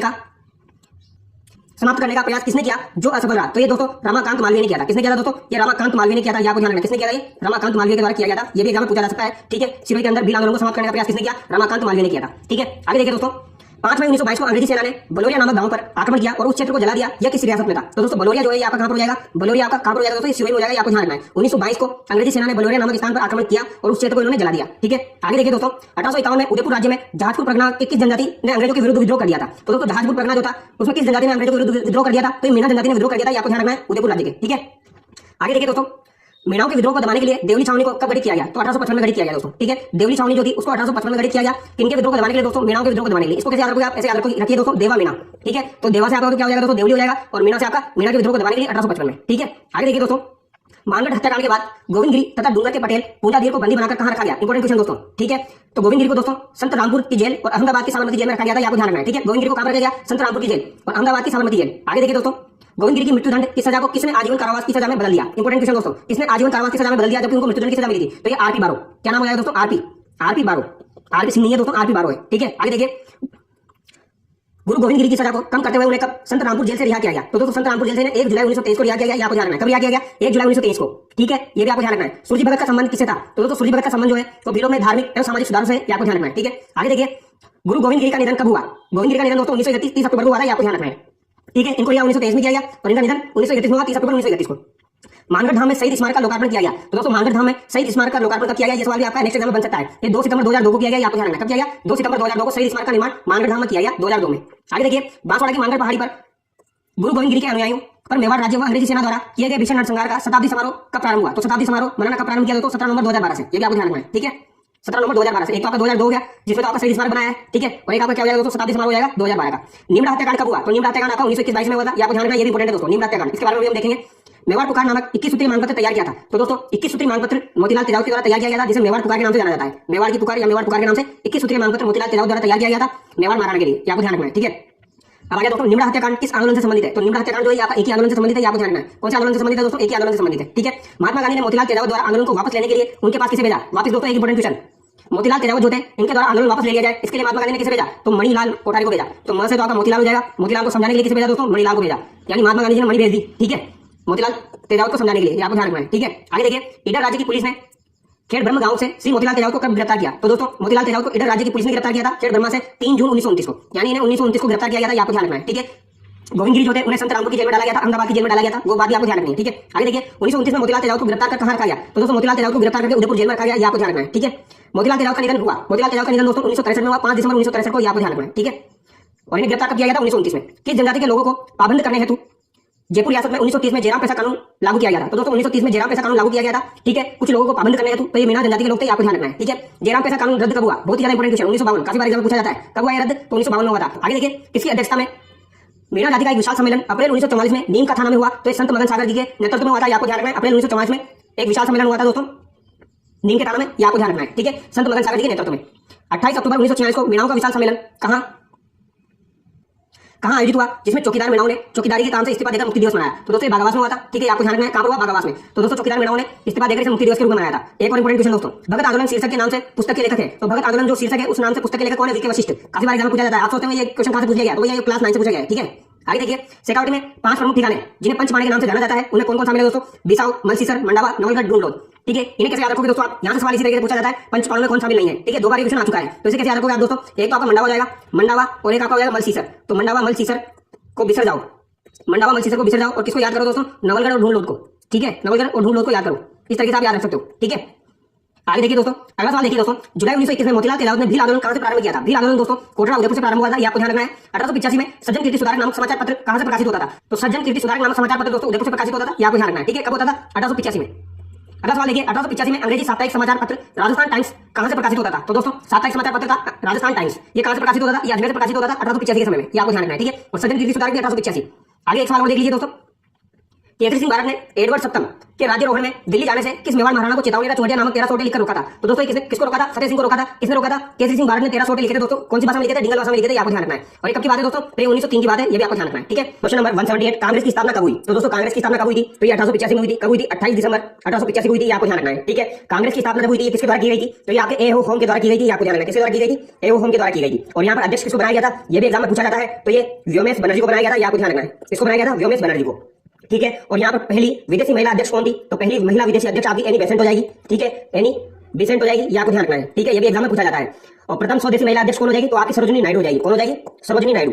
ठीक है, स्वदेशी महिला अध्यक्ष ये कहां से थी? ये यूपी से थी। और भारत की पहली महिला राज्यपाल भी ये रहे, ये आपको ध्यान रखना है। और अगर आपसे पूछा जाए दोस्तों भारत की पहली महिला मुख्यमंत्री कौन थी? तो पहली महिला मुख्यमंत्री आपकी सुचेता कृपलानी है, ये भी आपको ध्यान रखना है। कौन थी? सुचेता कृपलानी। ठीक है, ये एक्स्ट्रा इन्फॉर्मेशन आपको ध्यान रखना है, ये बेसिक क्वेश्चन सेट के एग्जाम में पूछे जाएंगे। ठीक है, और बाकी एग्जाम्स में भी पूछे जाएंगे। आगे देखिए 1888 में कांग्रेस के किस अधिवेशन में अजमेर के गोपीनाथ माथुर, किशनलाल, हरविलास सारदा राज्य के प्रतिनिधि के रूप में बनकर गए थे? तो दोस्तों दिल्ली अधिवेशन में, ठीक है, राज्य के प्रतिनिधि के रूप में बनकर गए थे, ये आपको ध्यान रखना है। ठीक है, आगे देखिए राजपूताना मध्य भारत सभा नामक राजनीतिक संस्था की स्थापना गणेश शंकर विद्यार्थी, विजय सिंह पथिक, जमनालाल बजाज, चांदरण सारदा, गिरधर शर्मा, स्वामी नरसिंह देव सरस्वती ने कहां पर की थी? तो दोस्तों राजपूताना मध्य भारत सभा की स्थापना 1918 में हुई थी, ये आपको ध्यान रखना है। कहां पर की गई थी? तो दिल्ली चांदनी चौक स्थित मारवाड़ी पुस्तकालय में की गई थी, आपको ध्यान रखना है, काफी इंपोर्टेंट है दोस्तों। ठीक है, कहां पर की गई थी? दिल्ली चांदनी चौक स्थित मारवाड़ी पुस्तकालय में। आगे देखिए राजपूताना मध्य भारत सभा के हुए अधिवेशन के बारे में कथन बताइए। तो दोस्तों राष्ट्रपिता मध्य भारत सभा के 4 अधिवेशन हुए थे, ठीक है। तो दोस्तों पहला अधिवेशन तो आपका कहां पर हुआ था?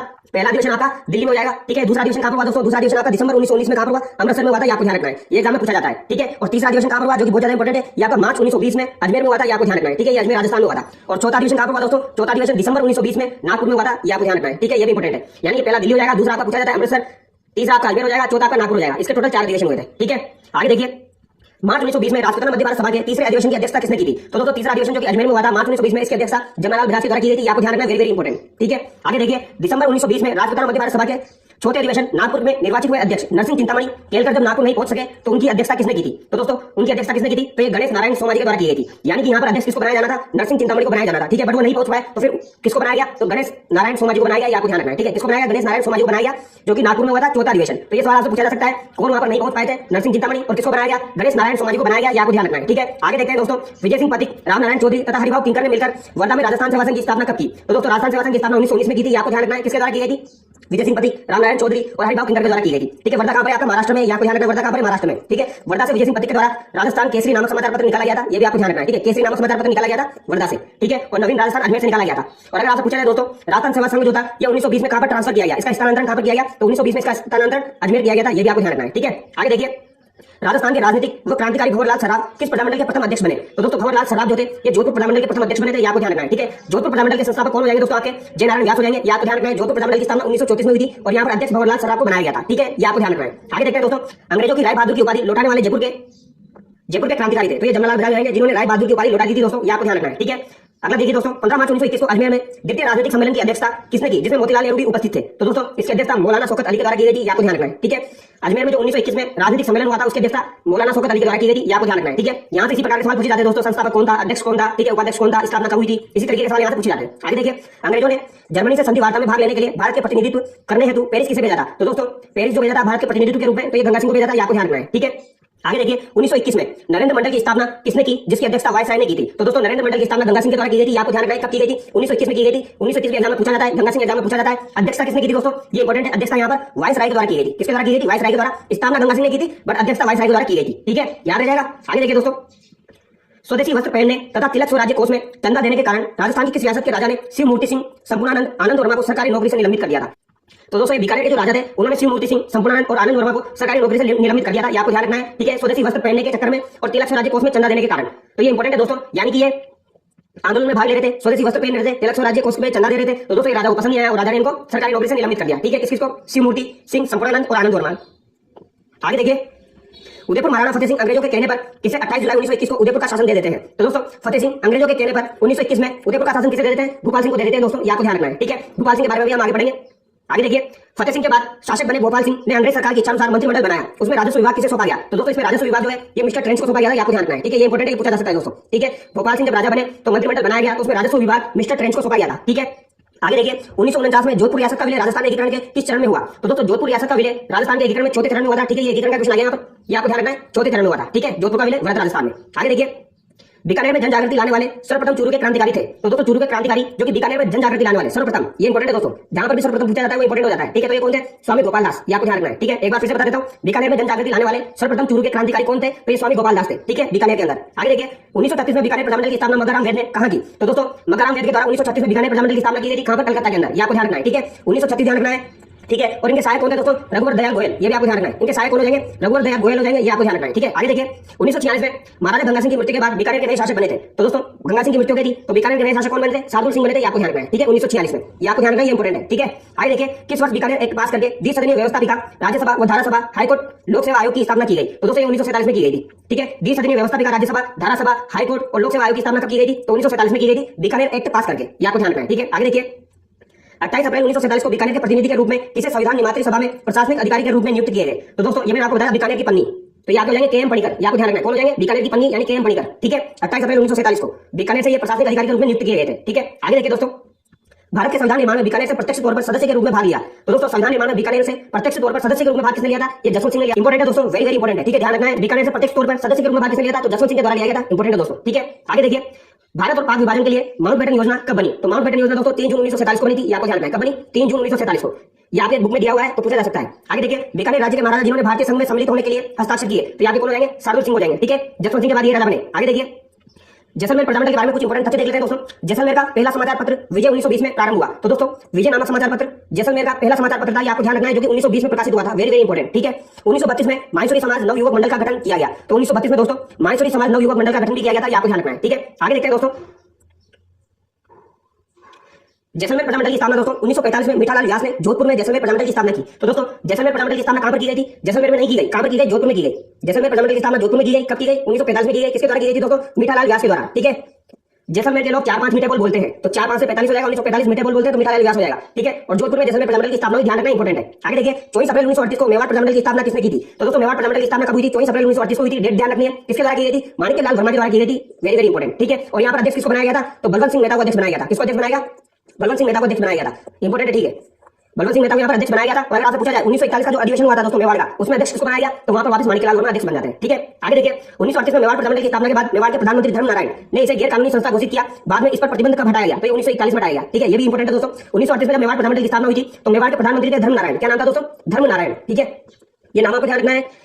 धर्मनारायण ने इसे क्या किया? गैर कानूनी घोषित कर दिया। और इसे प्रतिबंध कब हटाया फिर दोबारा? तो 1941 में से प्रतिबंध हटाया गया था, आपको ध्यान रखना है। आगे देखिए दोस्तों, जब मेवाड़ प्रजामंडल पर प्रतिबंध लगा तब माणिक्यलाल वर्मा मेवाड़ छोड़कर कहां चले गए थे? तो दोस्तों जब प्रतिबंध लगा था तो माणिक्यलाल वर्मा मेवाड़ छोड़ चुके थे, तो ये कहां पर चले गए थे? अजमेर चले गए थे, आपको ध्यान रखना है, ठीक है। और 1941 में वापस प्रतिबंध हटाता तो ये सवाल पूछा जा सकता है दोस्तों। राजस्थान मध्य भारत सभा की स्थापना कब हुई? तो 1918 में दोस्तों इसके 4 अधिवेशन हुए थे। पहला आपका दिल्ली में हो जाएगा, दूसरा आपका अमृतसर में हो जाएगा, तीसरा अजमेर में हो जाएगा और चौथा नागपुर में हो जाएगा, ठीक है। ये हम डिस्कस कर चुके हैं।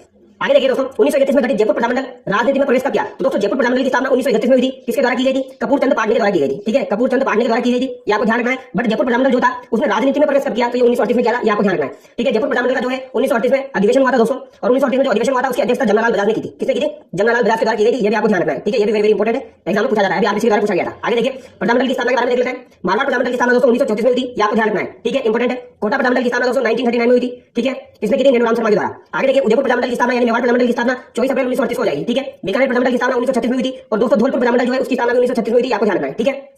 जैसलमेर प्रजामंडल की स्थापना कब हुई दोस्तों? तो ये आपकी 1945 में हुई थी। सिरोही प्रजामंडल की स्थापना 1939 में हुई थी। इसके बारे में हम देखेंगे दोस्तों। किसके द्वारा की गई थी? गोकुल भाई भट्ट के द्वारा की गई थी। गोकुल भाई भट्ट के द्वारा की गई थी, ठीक है। भरतपुर प्रजामंडल की स्थापना 1938 में हुई। अलवर प्रजामंडल की स्थापना भी दोस्तों 1938 में हुई थी, ठीक है। 1938 में काफी सारे प्रजामंडल की स्थापना हुई थी, आपको ध्यान रखना है, ठीक है। और सिरोही प्रजामंडल जो है दोस्तों इसकी स्थापना 1939 को गोकुल भाई भट्ट के द्वारा की गई थी। सिरोही प्रजामंडल का जो प्रशासन था दोस्तों वो किसको सौंपा गया था? तो ये मुंबई को सौंपा गया था, ये आपको ध्यान रखना है। किसको सौंपा गया था? मुंबई को सौंपा गया था, ठीक है। आगे देखिए राजस्थान में जन आंदोलन सर्वप्रथम किस रियासत से प्रारंभ हुआ? इंपॉर्टेंट क्वेश्चन दोस्तों। राजस्थान में जन आंदोलन सर्वप्रथम जोधपुर रियासत से प्रारंभ हुआ था। वेरी वेरी इंपॉर्टेंट, ध्यान रखना है, ठीक है। मारवाड़ लोक परिषद को कब गैर कानूनी घोषित किया गया? तो दोस्तों मारवाड़ लोक परिषद को मार्च 1940 में गैर कानूनी घोषित किया गया था, ये आपको ध्यान रखना है, ठीक है। आगे देखिए मारवाड़ रियासत में सुभाष चंद्र बोस का आगमन कब हुआ? तो दोस्तों मारवाड़ रियासत के अंदर सुभाष चंद्र बोस का आगमन कब हुआ? जनवरी 1938 को। वेरी वेरी इंपॉर्टेंट है दोस्तों, ठीक है। ध्यान रखना है जनवरी 1938, ठीक है। सुभाष चंद्र बोस का आगमन मारवाड़ रियासत में 1938 में हुआ था, ये आपको ध्यान रखना है, ठीक है। सुभाष चंद्र बोस से रिलेटेड कुछ बातें मैं आपको बता देता हूं दोस्तों। 2 अधिवेशन आपको ध्यान रखना है। एक अधिवेशन कौन सा है दोस्तों? एक तो आपका लाहौर अधिवेशन है। कौन सा अधिवेशन है? लाहौर अधिवेशन आपको ध्यान रखना है, जो कि कब हुआ था दोस्तों? 1929 में हुआ था, ठीक है। इसकी अध्यक्षता किसने की थी? इसकी अध्यक्षता जवाहरलाल नेहरू के द्वारा की गई थी, ठीक है। जवाहरलाल नेहरू के द्वारा की गई थी। पर यहाँ पर सुभाष चंद्र बोस जो थे दोस्तों, यहाँ पर सुभाष चंद्र बोस ने क्या किया था दोस्तों? तो इन्होंने यहाँ पर स्वराज्य की मांग की थी, आपको ध्यान रखना है। स्वराज्य की मांग की थी, तो ये एग्जाम में पूछा जाता है। इस प्रजामंडल के दौरान स्वराज्य की मांग की गई थी दोस्तों, तो आपको ध्यान रखना है स्वराज्य की मांग जो की गई थी वो लाहौर अधिवेशन के दौरान सुभाष चंद्र बोस के द्वारा की गई थी। और एक अधिवेशन दोस्तों आपका कब हुआ? 1938 में।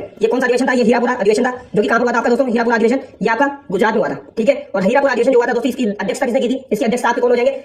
सुभाष चंद्र बोस हो जाएंगे, आपको ध्यान रखना है, ठीक है। सुभाष चंद्र बोस ने इसकी अध्यक्षता की थी, ठीक है। लाहौर की तो जवाहरलाल नेहरू के द्वारा की गई और हीरापुरा का जो अधिवेशन हुआ उसकी अध्यक्षता सुभाष चंद्र बोस के द्वारा की गई, आपको ध्यान रखना है, ठीक है। आगे देखिए फूलचंद भावना, शिवदयाल, तुलसीदास राठी किस लोक परिषद के डिक्टेटर थे जिन्हें गिरफ्तार किया गया? तो दोस्तों मारवाड़ लोक परिषद, ठीक है। फूलचंद भावना, शिवदयाल, तुलसीदास का संबंध किसे? मारवाड़ से, आपको ध्यान रखना है, ठीक है। रमा देवी, कृष्णा कुमारी, दयावंती, सावित्री देवी माथुर, सूरज देवी माथुर का संबंध किस प्रजामंडल आंदोलन से था? तो दोस्तों इनका संबंध जो है जोधपुर प्रजामंडल आंदोलन से, आपको ध्यान रखना है, ठीक है। रमा देवी का, कृष्णा कुमारी, दयावंती, सावित्री देवी माथुर, सूरज देवी माथुर, ठीक है। आगे देखते हैं दोस्तों जून 1947 में जोधपुर के महाराजा उमेश सिंह की मृत्यु के बाद नए शासक कौन बने? तो दोस्तों यहाँ पर हनुमंत सिंह बने थे। कौन बने थे दोस्तों? हनुमंत सिंह, ये आपको ध्यान रखना है, हनुमंत सिंह बने थे, ठीक है। यहाँ पर हनुमंत सिंह लिखा हुआ है, हनुमंत सिंह बने थे, ये आपको ध्यान रखना है, ठीक है। आगे देखिए राजस्थान के स्वतंत्रता संघर्ष को 3 चरणों में विभाजित किया जाता है। कौन कौन से चरण है वो हम देख लेते हैं। प्रथम चरण जो है आपका वो कौन सा है दोस्तों? 1927 ईस्वी से पूर्व का, ठीक है। इसे सामाजिक और मानवतावादी समस्याओं पर केंद्रित था, ये माना जाता है, ठीक है। दूसरा चरण आपका 1927 से 1938। 1927 में all India state people's conference की स्थापना हुई, ठीक है। 1927 में all India state people's conference की स्थापना हुई थी, आपको ध्यान रखना है, ये पूछा जा सकता है 1927 में, ठीक है। आगे देखिए दोस्तों इसका जो तीसरा चरण है दोस्तों 1938 से 1949। 1938 में हीरापुरा कांग्रेस अधिवेशन के बाद प्रजामंडल आंदोलन शुरू हुए, आपको ध्यान रखना है, ठीक है। और इसकी अध्यक्षता किसने की थी? सुभाष चंद्र बोस के द्वारा की गई थी। स्वराज्य की मांग कब की गई थी? लाहौर अधिवेशन में 1929 में की गई, ठीक है। आगे देखिए दोस्तों 1941 मेवाड़ प्रजामंडल के प्रथम अधिवेशन के सभापति किन्हें नियुक्त किया गया, जिसमें आचार्य जेबी कृपलानी और विजय लक्ष्मी पंडित भी शामिल हुई। तो दोस्तों अभी मैंने आपको बताया 1941 का जो अधिवेशन हुआ था उसमें अध्यक्षता माणिक्यलाल वर्मा जी के द्वारा की गई थी, ठीक है। यानी सभापति कौन थे? माणिक्यलाल वर्मा थे, आपको ध्यान रखना है, ठीक है। और यहाँ पर दोस्तों आचार्य जेबी कृपलानी, ये भी आपको ध्यान रखना है, और विजय लक्ष्मी पंडित, ये भी आपको ध्यान रखना है, ठीक है। ये यहाँ पर आए थे, आपको ध्यान रखना है, ठीक है। आचार्य जेबी कृपलानी और विजय लक्ष्मी पंडित इसमें शामिल हुए थे, ठीक है। आगे देखिए दिसंबर 1945 में मेवाड़ प्रधानमंडल के निमंत्रण पर अखिल भारतीय देशी राज्य लोक परिषद का 7वां अधिवेशन कहां हुआ? तो दोस्तों दिसंबर 1945 में मेवाड़ प्रधानमंडल के निमंत्रण पर अखिल भारतीय देशी राज्य लोक परिषद का 7वां अधिवेशन जो है ये उदयपुर में हुआ था। ठीक है, और पहला अधिवेशन पूछा जाए दोस्तों तो ये बंबई में हुआ था, ये आपको ध्यान रखना है। पहला अधिवेशन बंबई में हुआ था, 7वां अधिवेशन उदयपुर में हुआ था। ठीक है, किसके निमंत्रण पर? तो मेवाड़ प्रधानमंडल के निमंत्रण पर, ये आपको ध्यान रखना है। कब हुआ था ये पूछा जा सकता है, तो दिसंबर 1945 में हुआ था। आगे देखिए, उदयपुर में 7वें अखिल भारतीय देशी राज्य लोक परिषद की अध्यक्षता किसने की थी? तो दोस्तों पंडित जवाहरलाल नेहरू के द्वारा की गई थी, आपको ध्यान रखना है, जो 7वां अधिवेशन हुआ था। आगे देखिए, मेवाड़ के संविधान का प्रारूप किसने तैयार किया? तो दोस्तों मेवाड़ के संविधान का प्रारूप जो है ये के.एम. मुंशी के द्वारा तैयार किया गया था। वेरी वेरी इंपोर्टेंट है, ध्यान रखना है। ठीक है, के.एम. मुंशी काफी बार पूछा जाता है। मेवाड़ के संविधान का प्रारूप के.एम. मुंशी ने तैयार किया। कोटा में प्रधानमंडल आंदोलन का श्रेय किसे जाता है? तो दोस्तों नेहरू राम शर्मा को जाता है, आपको ध्यान रखना है। किसको जाता है? नेहरू राम शर्मा। और एक और है दोस्तों अभिन्न हरि। ठीक है, आगे देखिए, अभिन्न हरि ने कोटा प्रधानमंडल की स्थापना 1939 में कहा की, जिसकी अध्यक्षता नेहरू राम शर्मा ने की थी? तो दोस्तों मांगरोल में की थी, आपको ध्यान रखना है। ठीक है, इसकी स्थापना कहां पर की थी? मांगरोल के अंदर की गई थी, आपको ध्यान रखना है, ये पूछा जा सकता है। आगे देखिए, 1940 में रामतलाई क्षेत्र में कोटा प्रधानमंडल का अधिवेशन आयोजित किया, उसकी अध्यक्षता किसने की? तो दोस्तों कोटा प्रधानमंडल का जो अधिवेशन हुआ था रामतलाई के अंदर 1940 में, इसकी अध्यक्षता अभिन्न हरि ने करी थी, आपको ध्यान रखना है। ठीक है, मांगरोल में जो हुआ था दोस्तों, जिसकी स्थापना हुई थी, उसकी अध्यक्षता तो आपके नेहरू राम शर्मा ने की थी, बट रामतलाई क्षेत्र 1940 में जो कोटा प्रधानमंडल का अधिवेशन हुआ था उसकी अध्यक्षता अभिन्न हरि ने करी थी। ये दोनों बातें आपको ध्यान रखनी है। ठीक है, आगे देखिए, मास्टर शंभू दयाल सक्सेना, नाथूलाल जैन, श्याम नारायण सक्सेना, सेठ मोतीलाल वकील, श्रीमती वेणी माधव का संबंध किस प्रधानमंडल से था? तो दोस्तों इनका संबंध कोटा प्रधानमंडल से, आपको ध्यान रखना है। ठीक है, और एक आपके दोस्तों तनसुखलाल का संबंध किससे? कोटा प्रधानमंडल से, आपको ध्यान रखना है। तो शंभू दयाल सक्सेना, नाथूलाल जैन, श्याम नारायण सक्सेना, सेठ मोतीलाल वकील, श्रीमती वेणी माधव का संबंध किससे? कोटा प्रधानमंडल से। और तनसुखलाल का संबंध किससे? कोटा प्रधानमंडल से, आपको ध्यान रखना है। वेरी वेरी इंपोर्टेंट है। ठीक है, आगे देखिए, राजस्थान एकीकरण के दूसरे चरण के उपराष्ट्र प्रमुख बने भीम सिंह का संबंध किस रियासत से था? तो दोस्तों भीम सिंह का संबंध जो है वो कोटा रियासत से, आपको ध्यान रखना है। आगे देखिए, किसान आंदोलन से संबंधित नमाना ग्राम का संबंध किस प्रधानमंडल से था? तो दोस्तों नमाना ग्राम जो है इसका संबंध जो है ये बूंदी प्रधानमंडल से, आपको ध्यान रखना है, इंपोर्टेंट है। आगे देखिए दोस्तों, 1931 में बूंदी प्रधानमंडल की स्थापना किसकी अध्यक्षता में हुई? तो दोस्तों 1931 में एक तो आपका जयपुर प्रधानमंडल की गठन हुआ था और एक आपका बूंदी प्रधानमंडल का गठन हुआ था 1931 में। इसकी अध्यक्षता किसने की दोस्तों? तो कांति रानी ने की, आपको ध्यान रखना है, बूंदी प्रधानमंडल की। आगे देखिए, जमनालाल बजाज ने जयपुर में चरखा संघ की स्थापना कब की? तो दोस्तों जमनालाल बजाज के द्वारा जयपुर में चरखा संघ की स्थापना की गई थी। ये भी इंपोर्टेंट है, पूछा जाता है कब की थी चरखा संघ की स्थापना? 1927 में की थी जमनालाल बजाज के द्वारा। ठीक है, आगे देखिए, 1931 में जयपुर प्रधानमंडल की स्थापना कब की और राजस्थान का प्रथम वो सबसे प्राचीन प्रधानमंडल था? तो दोस्तों 1931 में जयपुर प्रधानमंडल की स्थापना कपूरचंद पांडे के द्वारा की गई थी और 1938 में जो इसका अधिवेशन हुआ था उसकी अध्यक्षता जमनालाल बजाज ने की थी। ठीक है, जमनालाल बजाज के द्वारा चरखा संघ की स्थापना 1927 में की गई, आपको ध्यान रखना है। आगे देखिए, 1940 में जयपुर प्रधानमंडल के अध्यक्ष के लिए निर्वाचित किया गया। तो 1940 में जयपुर प्रधानमंडल के अध्यक्ष के लिए हीरालाल शास्त्री को निर्वाचित किया गया। ठीक है, आपको ध्यान रखना है, 1940 में, इंपोर्टेंट है। जयपुर प्रधानमंडल का तीसरा अधिवेशन कब हुआ? तो दोस्तों जयपुर प्रधानमंडल का तीसरा अधिवेशन अप्रैल 1938 में हुआ था, आपको ध्यान रखना है। ठीक है, जिसमें अध्यक्षता जमनालाल बजाज के द्वारा की गई। ठीक है, आगे देखिए, 1942 में भारत छोड़ो आंदोलन के दौरान हीरालाल शास्त्री व जयपुर के प्रधानमंत्री जिनके बीच समझौता हुआ। तो दोस्तों हीरालाल शास्त्री और जयपुर के प्रधानमंत्री मिर्जा इस्माइल के बीच में जेंटलमैन एग्रीमेंट हुआ था। जेंटलमैन एग्रीमेंट हुआ था, कब हुआ था? 1942 में हुआ था, आपको ध्यान रखना है। ठीक है, इसके तहत जयपुर प्रधानमंडल ने भारत छोड़ो आंदोलन में भाग नहीं लिया था। ठीक है, और इसी वजह से बाबा हरिश्चंद्र के द्वारा फिर आजाद मोर्चे का गठन किया गया था। आगे देखिए, जब जयपुर प्रधानमंडल ने भारत छोड़ो आंदोलन में भाग नहीं लिया तो दोस्तों भाग नहीं लिया था किसके तहत? जेंटलमैन एग्रीमेंट के तहत। तो किसके नेतृत्व में आजाद मोर्चे का गठन किया गया? तो दोस्तों आजाद मोर्चे का गठन किया गया भाग लेने के लिए, ये बाबा हरिश्चंद्र ने किया था। कब किया था? 1942 में, आपको ध्यान रखना है। ठीक है, आगे देखिए दोस्तों, इसकी मध्यस्थता से आजाद मोर्चे का जयपुर प्रधानमंडल में 1945 में विलय हो गया। तो काफी इंपोर्टेंट क्वेश्चन है। ठीक है, जयपुर प्रधानमंडल का विलय 1945 में हो गया था।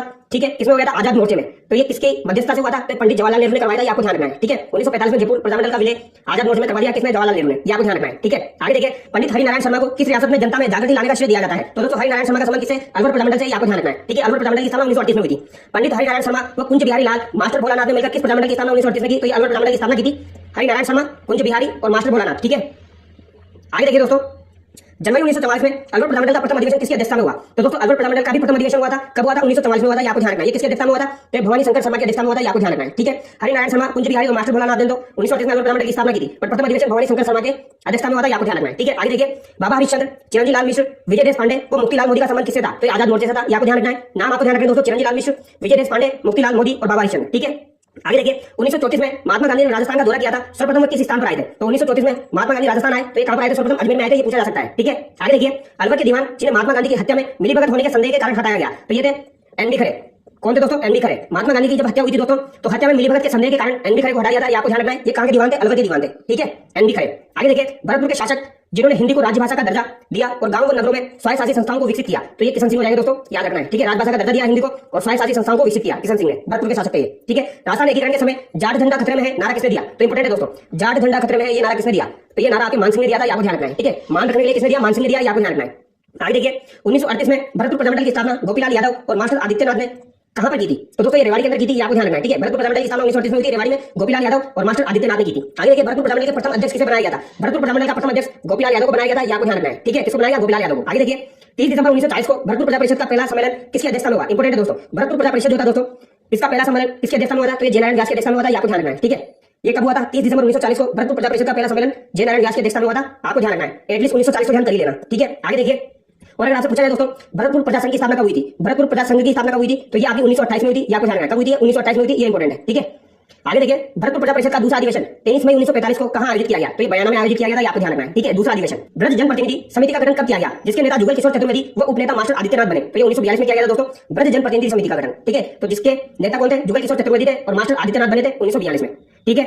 आगे देखिए 1936 में धौलपुर प्रजामंडल की स्थापना किसने की? धौलपुर प्रजामंडल की स्थापना कृष्णदत्त पालीवाल के द्वारा की गई थी। कब? 1936 में, ठीक है। आगे देखिए दोस्तों, स्वामी श्रद्धानंद को किस रियासत में जन चेतना का कार्य करने के लिए जाना जाता है? दोस्तों बहुत ही ज्यादा इंपॉर्टेंट है। स्वामी श्रद्धानंद को किस रियासत में जन चेतना का कार्य करने के लिए जाना जाता है? तो धौलपुर, ठीक है। श्रद्धानंद का संबंध कहां से हो जाएगा दोस्तों? धौलपुर से हो जाएगा। आपको ध्यान रखना है, इन्होंने धौलपुर के अंदर जन चेतना का कार्य किया। इन्होंने धौलपुर के अंदर जन चेतना का कार्य किया, आपको ध्यान रखना है। आगे देखिए, तसीमो कांड का संबंध किस प्रजामंडल से था? तो दोस्तों तसीमो कांड का संबंध धौलपुर प्रजामंडल से, आपको ध्यान रखना है, ठीक है। और तसीमो कांड जो है दोस्तों, इसके बारे में कुछ इंपॉर्टेंट बात है वो मैं आपको बता देता हूं दोस्तों।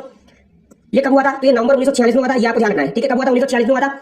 और इससे संबंधित कौन कौन है दोस्तों? तो पंचम सिंह और छतर सिंह, ये आपको ध्यान रखना है। पंचम सिंह और छतर सिंह का संबंध किससे है दोस्तों? ये आपके तसीमो कांड से, ये आपको ध्यान रखना है, ठीक है। पंचम सिंह, छतर सिंह, नवंबर 1946, इनका संबंध किससे हो जाएगा? तसीमो कांड से। आगे देखिए, 1938 में त्रिलोक चंद्र माथुर, चिरंजी लाल शर्मा व मान सिंह ने किस प्रजामंडल की स्थापना की थी? तो दोस्तों करौली प्रजामंडल की स्थापना 1938 में की थी। किसके द्वारा? त्रिलोक चंद्र माथुर के द्वारा। चिरंजी लाल शर्मा भी थे इसमें और मान सिंह भी थे। आगे देखिए, भूपेंद्र नाथ त्रिवेदी वो विनोद चंद्र के द्वारा 1943 में किस प्रजामंडल की स्थापना की गई? तो दोस्तों बासोड़ा प्रजामंडल की स्थापना 1943 में की गई थी। इसके द्वारा की गई थी? भूपेंद्र नाथ त्रिवेदी और विनोद चंद्र के द्वारा की गई थी। आपको ध्यान रखना है। आगे देखिए, भोगीलाल पांड्या ने डूंगरपुर प्रजामंडल की स्थापना कब की? तो दोस्तों डूंगरपुर प्रजामंडल की स्थापना भोगीलाल पांड्या के द्वारा 1944 में की गई थी। आपको ध्यान रखना है। इन्हें वागड़ का गांधी कहा जाता है। क्या कहा जाता है? वागड़ का गांधी कहा जाता है। ये भी आपको ध्यान रखना है, ठीक है। और जमनालाल बजाज जो है दोस्तों, उनको गांधी जी के पांचवें पुत्र के रूप में जाना जाता है।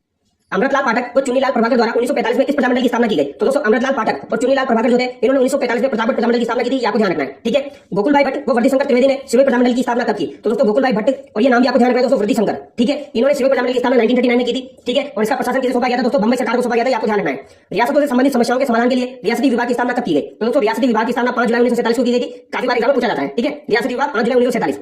अब यहाँ पर कुछ इंपॉर्टेंट बात मैं आपको बता देता हूं दोस्तों, जैसे कि सातपुरा प्रजामंडल, ठीक है। सातपुरा प्रजामंडल जो है इसकी स्थापना कब हुई थी? इसकी स्थापना 1938 में हुई थी। किसके द्वारा की गई थी दोस्तों? तो लादूराम व्यास, रमेश चंद्र, ओझा ठाकुर और सुदर्शन देव के द्वारा की गई थी। आपको ध्यान रखना है। लादूराम व्यास, आपको ध्यान रखना है, ठीक है। लादूराम व्यास के द्वारा की गई थी। धौलपुर प्रजामंडल की स्थापना दोस्तों 1936 में किसने की थी? कृष्णदत्त पालीवाल ने की थी। और एक और नाम आपको ध्यान रखना है दोस्तों, ज्वाला प्रसाद जिज्ञासु, ठीक है। इनका संबंध किससे? इनका संबंध जो है ये धौलपुर प्रजामंडल से, ये आपको ध्यान रखना है, ठीक है। और सदानंद जी का संबंध किससे हो जाएगा? धौलपुर से। तसीमो कांड का संबंध धौलपुर से हो जाएगा। पंचम सिंह, छतर सिंह, ठीक है। एक आपका है कुशलगढ़ प्रजामंडल दोस्तों। कौन सा प्रजामंडल है? कुशलगढ़ प्रजामंडल। कुशलगढ़ प्रजामंडल की स्थापना कब हुई दोस्तों? तो कुशलगढ़ प्रजामंडल की स्थापना 1942 में हुई थी। किसके द्वारा की गई थी दोस्तों? तो ये कन्हैया लाल शर्मा के द्वारा की गई थी। आपको ध्यान रखना है। संस्थापक कौन थे? कन्हैया लाल शर्मा थे। और यहाँ पर अध्यक्ष कौन थे दोस्तों? तो भंवर लाल निगम थे। भंवर लाल निगम, ये आपको ध्यान रखना है, ठीक है। और इसकी तरह एक और आता है दोस्तों, किशनगढ़ प्रजामंडल। कौन सा? किशनगढ़ प्रजामंडल। तो किशनगढ़ प्रजामंडल की स्थापना 1939 में हुई थी दोस्तों। किसने की थी? कांतिलाल चौधरी के द्वारा की गई थी। और जमाल शाह यहाँ पर अध्यक्ष थे, ठीक है।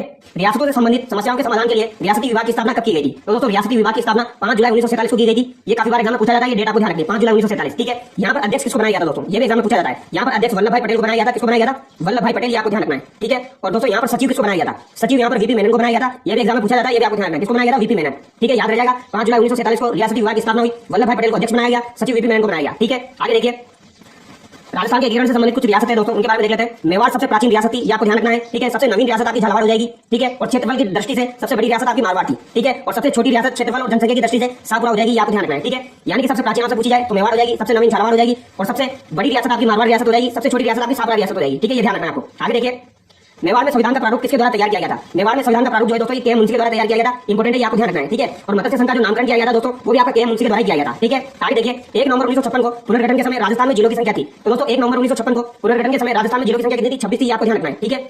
आगे देखिए, मत्स्य संघ में कौन से जिले शामिल थे? मत्स्य संघ के अंदर दोस्तों कौन से जिले शामिल थे? मत्स्य संघ के अंदर आपके एबीसीडी हो जाएंगे दोस्तों, ठीक है। अलवर, भरतपुर, करौली, धौलपुर, ये आपको ध्यान रखना है, ठीक है। और यहाँ पर अलवर को राजधानी बनाया गया था, भरतपुर में आपका उदाहरण किया गया था, ठीक है। आपको ध्यान रखना है। और धौलपुर का जो राजा था दोस्तों उदयमान सिंह जो था, उसको क्या राजप्रमुख बनाया गया था? ये आपको ध्यान रखना है। और यहाँ पर उद्घाटन किसके द्वारा किया गया था? एनवी गोडगिल के द्वारा किया गया था। और एक कब की बात है दोस्तों? ये 18 मार्च 1948 की बात है। ये आपको ध्यान रखना है, ठीक है। इसके बारे में जो भी इंपॉर्टेंट डिटेल है वो हम आगे डिस्कस करेंगे, ठीक है। आगे देखिए, राजस्थान एकीकरण में कुल कितना समय लगा? राजस्थान के एकीकरण में कुल कितना समय लगा? ये एग्जाम में पूछा जाता है। तो दोस्तों 8 वर्ष 7 माह और 14 दिन लगे थे। आपको ध्यान रखना है, ठीक है। 8 वर्ष 7 माह 14 दिन लगे थे। इसको कैसे याद रखोगे आप? 8 + 7 15 होता है, बट हमको क्या करना है? 14 करना है। तो 8 वर्ष 7 माह 14 दिन, ठीक है, याद रह जाएगा। आगे देखिए, अजमेर मेरवाड़ा के प्रथम एवं एकमात्र मुख्यमंत्री थे। तो अजमेर मेरवाड़ा दोस्तों एक केंद्र शासित प्रदेश था एकीकरण के समय। आपको ध्यान रखना है। और इसके प्रथम और एकमात्र मुख्यमंत्री कौन थे? हरिभाऊ उपाध्याय थे। वेरी वेरी इंपॉर्टेंट, ध्यान रखना है, ठीक है।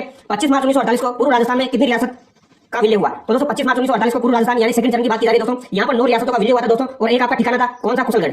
एक ठिकाना कौन सा था आपका? कुशलगढ़। ये भी आपको ध्यान रखना है, ठीक है। कुशलगढ़ कहां पर था? बांसवाड़ा का ठिकाना था। ये आपको ध्यान रखना है। और रियासतें कितनी थी? 9 रियासतें थी।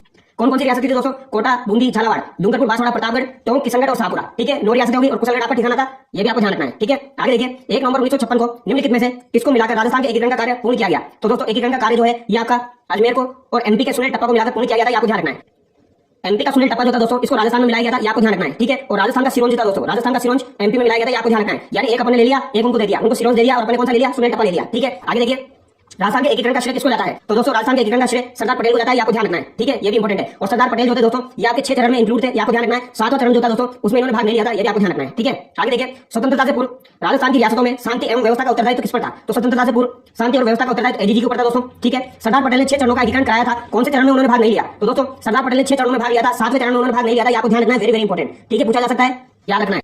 आगे देखिए दोस्तों, राजस्थान सभा के इस राज्य के नरेश ने सर्वप्रथम भारत में सम्मिलित पत्र पर हस्ताक्षर किए थे? तो दोस्तों बीकानेर के शार्दुल सिंह के द्वारा किया गया था, ये आपको ध्यान रखना है, ठीक है। ये इंपॉर्टेंट है, ये काफी बार एग्जाम में पूछा जाता है, ठीक है। बीकानेर के नरेश ने सर्वप्रथम भारत में सम्मिलित पत्र पर हस्ताक्षर किए थे, शार्दुल सिंह ने। आगे देखिए, राजस्थान के एकीकरण के समय भरतपुर का शासक कौन था? तो दोस्तों राजस्थान के एकीकरण के समय भरतपुर का शासक आपका ब्रजेंद्र सिंह हो जाएगा, आपको ध्यान रखना है। कौन हो जाएगा? ब्रजेंद्र सिंह, इंपॉर्टेंट है दोस्तों, ठीक है। और अगर आपसे दोस्तों बूंदी का पूछा जाए तो बूंदी का कौन हो जाएगा? बूंदी का आपका बहादुर सिंह था। कौन था? बहादुर सिंह, ठीक है। भरतपुर का आपका ब्रजेंद्र सिंह और बूंदी का बहादुर सिंह, ये आपको ध्यान रखना है। आगे देखिए, राजस्थान के प्रथम महाराजा प्रमुख महाराणा भूपाल सिंह किस जिले से संबंधित है? तो दोस्तों प्रथम महाराजा महाराणा भूपाल सिंह जो थे आपके मेवाड़ रियासत से, आपको ध्यान रखना है। और ये महाराज प्रमुख कब बने थे दोस्तों? तो महाराज प्रमुख 1949 व्रत राजस्थान में इनको बनाया गया था, आपको ध्यान रखना है, 30 मार्च 1949 को, ठीक है। राज प्रमुख इनको 3rd चरण में बनाया गया था और 4th चरण में इनको महाराज प्रमुख बनाया गया था, ठीक है। अभी सारी डिटेल हम देखेंगे दोस्तों, ठीक है। 1949 में व्रत राजस्थान का प्रधानमंत्री किसे बनाया गया? व्रत राजस्थान का प्रधानमंत्री दोस्तों हीरालाल शास्त्री को बनाया गया था, ये आपको ध्यान रखना है, ठीक है।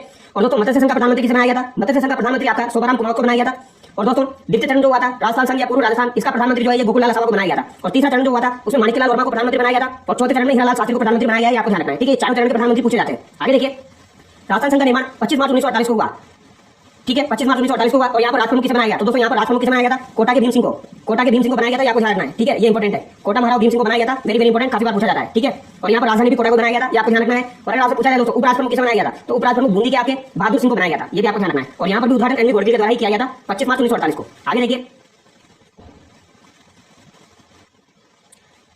राजस्थान को राज्यपाल का पद नाम दिया गया, तो ये 1956 में दिया गया दोस्तों, राज प्रमुख का पद समाप्त कर दिया गया और इसे क्या नाम दिया गया? राज्यपाल, ये आपको ध्यान रखना है, ठीक है। और प्रथम राज्यपाल कौन बने थे दोस्तों? गुरुमुख निहाल सिंह। कौन बने थे? गुरुमुख निहाल सिंह, ये भी आपको ध्यान रखना है, इंपॉर्टेंट है, ठीक है। ये भी पूछा जाता है।